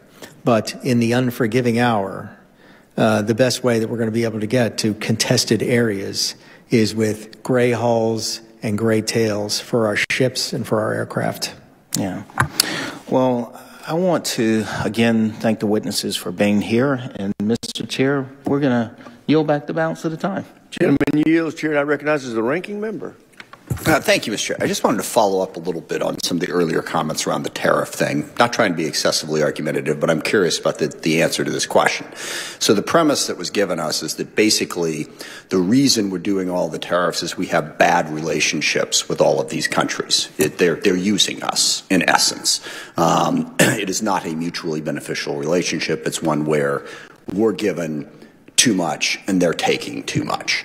And that's at least a theory. But I'm just curious, General Brunson, you work with South Korea. Do you view our relationship with South Korea as mutually beneficial, or do you think they're taking advantage of us? Congressman, I view it as mutually beneficial. Thank you. And Admiral Paparo, it's tougher with you because you got a whole bunch of different countries to worry about. But is there a country out there that you think is taking advantage of it, partnering with an Australia, Philippines, Japan, Taiwan, any of these places? Or do you view our relationships with these countries right now, prior to all the current, contested stuff, is it mutually beneficial, or are we being taken advantage of? Ranking member, from my seat with the military instrument, it is mutually beneficial. So, and Mr. No, I know you ducked all of this because, DOD doesn't put tariffs in place. But it is a whole of government thing, as you said in your statements, in diplomacy, development, certainly trade and business is an important part of it. It impacts your job. I mean, it clearly impacts. If we have an antagonistic relationship with a country in Admiral Paparo's region, I would trust that you would think about that. I mean, what you do about it is highly debatable, but it's not really your answer that tariffs and trade relationships have nothing to do with our national security interests or with the Department of Defense's mission in the Indo-Pacific, is it? Ranking Member, I will speak to what I know, which is the defense relationship that we have, the relationships we have with our allies and partners throughout the region. In that regard, we have very strong relationships, and like I indicated earlier, the engagements that I've personally had, that I've seen the Secretary have with his counterparts, all indicate that we have very strong relationships. So you would not say that we're being taken advantage of by these countries. You would view the relationships, much as Admiral Paparo and General Brunson have said, as mutually beneficial. I'll say two things, Ranking Member. One, they are mutually beneficial, but two, our allies and partners absolutely need to do more. And that means spend more. That means buy more of the right capabilities to strengthen our deterrence posture. So there's absolutely more that they can and ought to be doing. Do we need to do more? We all need to do more, Ranking Member. So it is a mutually beneficial relationship. And the last thing, and I know you are in an acting position. I confess I didn't look to see if somebody has been picked yet for your position. So I know you're not going to be there in a little while. But for everyone listening, for everyone involved, it's just not an acceptable answer for the Department of Defense to say, well, that's not us. We're not paying any attention to it. And I'm not going to pin you down whether or not you support it or not.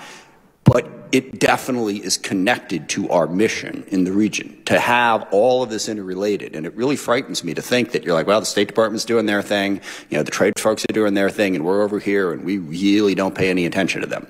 That's not the right approach. It definitely needs to be more interrelated with that. And I thank the Chairman for his indulgence, and I yield back. Thank the gentleman. Chair, and I recognize the gentlelady from South Carolina, Ms. Mace. Thank you, Mr. Chairman, and I want to thank our witnesses for being here today. The Indo-Pacific region is a dynamic region strategically critical to the United States, as you all know, and our national security.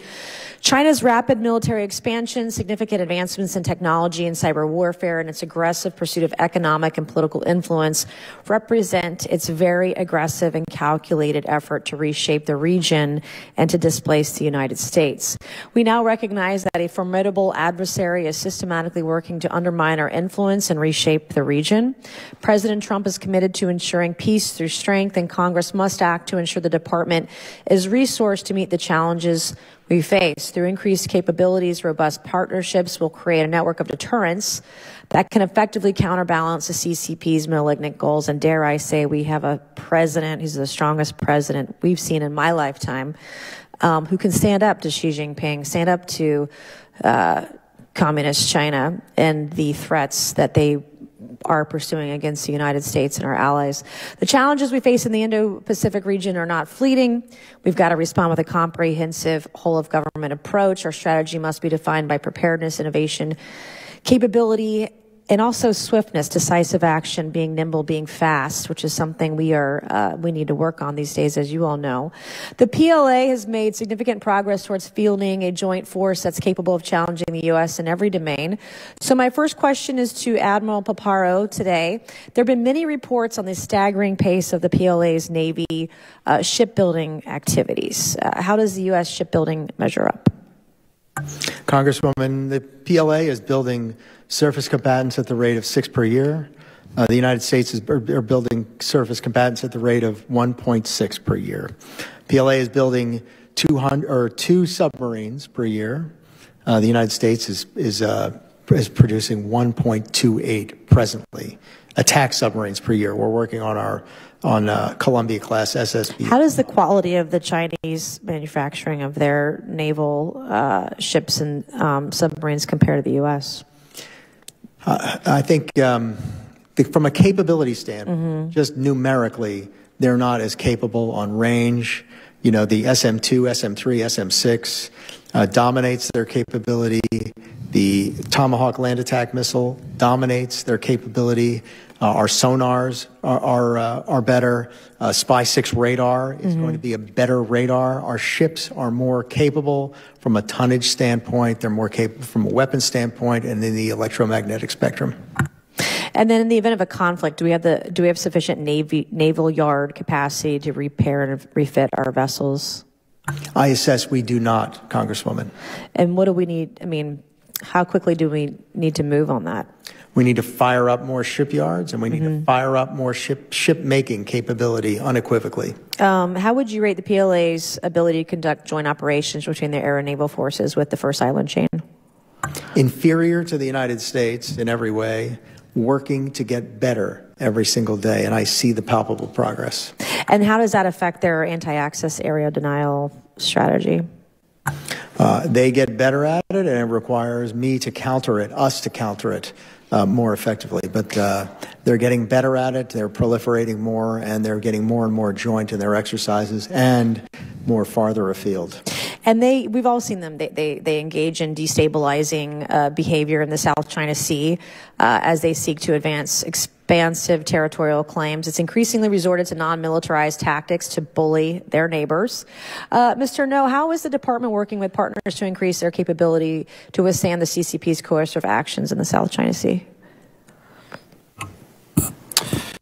Congresswoman, we're doing a great deal in the South China Sea to work with our allies and partners to strengthen our posture, to enhance their capabilities. I think one good example is the Philippines. We're conducting monthly bilateral operations with the Philippines. We provide them ISR support. When did we increase the joint operations? How long has that been going on? Or the increased frequency with them? The exact timeline, Congresswoman, I will have to get back to you on that. Yes, sir. Congresswoman, we've greatly expanded the Bala-Katan series, the Salak-Nib series, the Archipelagic Defense Continuum series, and we're working towards heel-to-toe exercises with the Philippines at greater numbers and with greater joint and combined capability, and bringing in more partners, Japan, Australia, among others. It seems to have being more effective, particularly the last 2 years, I would argue. But thank you so much, gentlemen, for being here today. Mr. Chairman, I yield back. Gentleman yields back. This concludes the open portion of this hearing. We will reconvene in room 2212 at 1:15. This hearing is adjourned.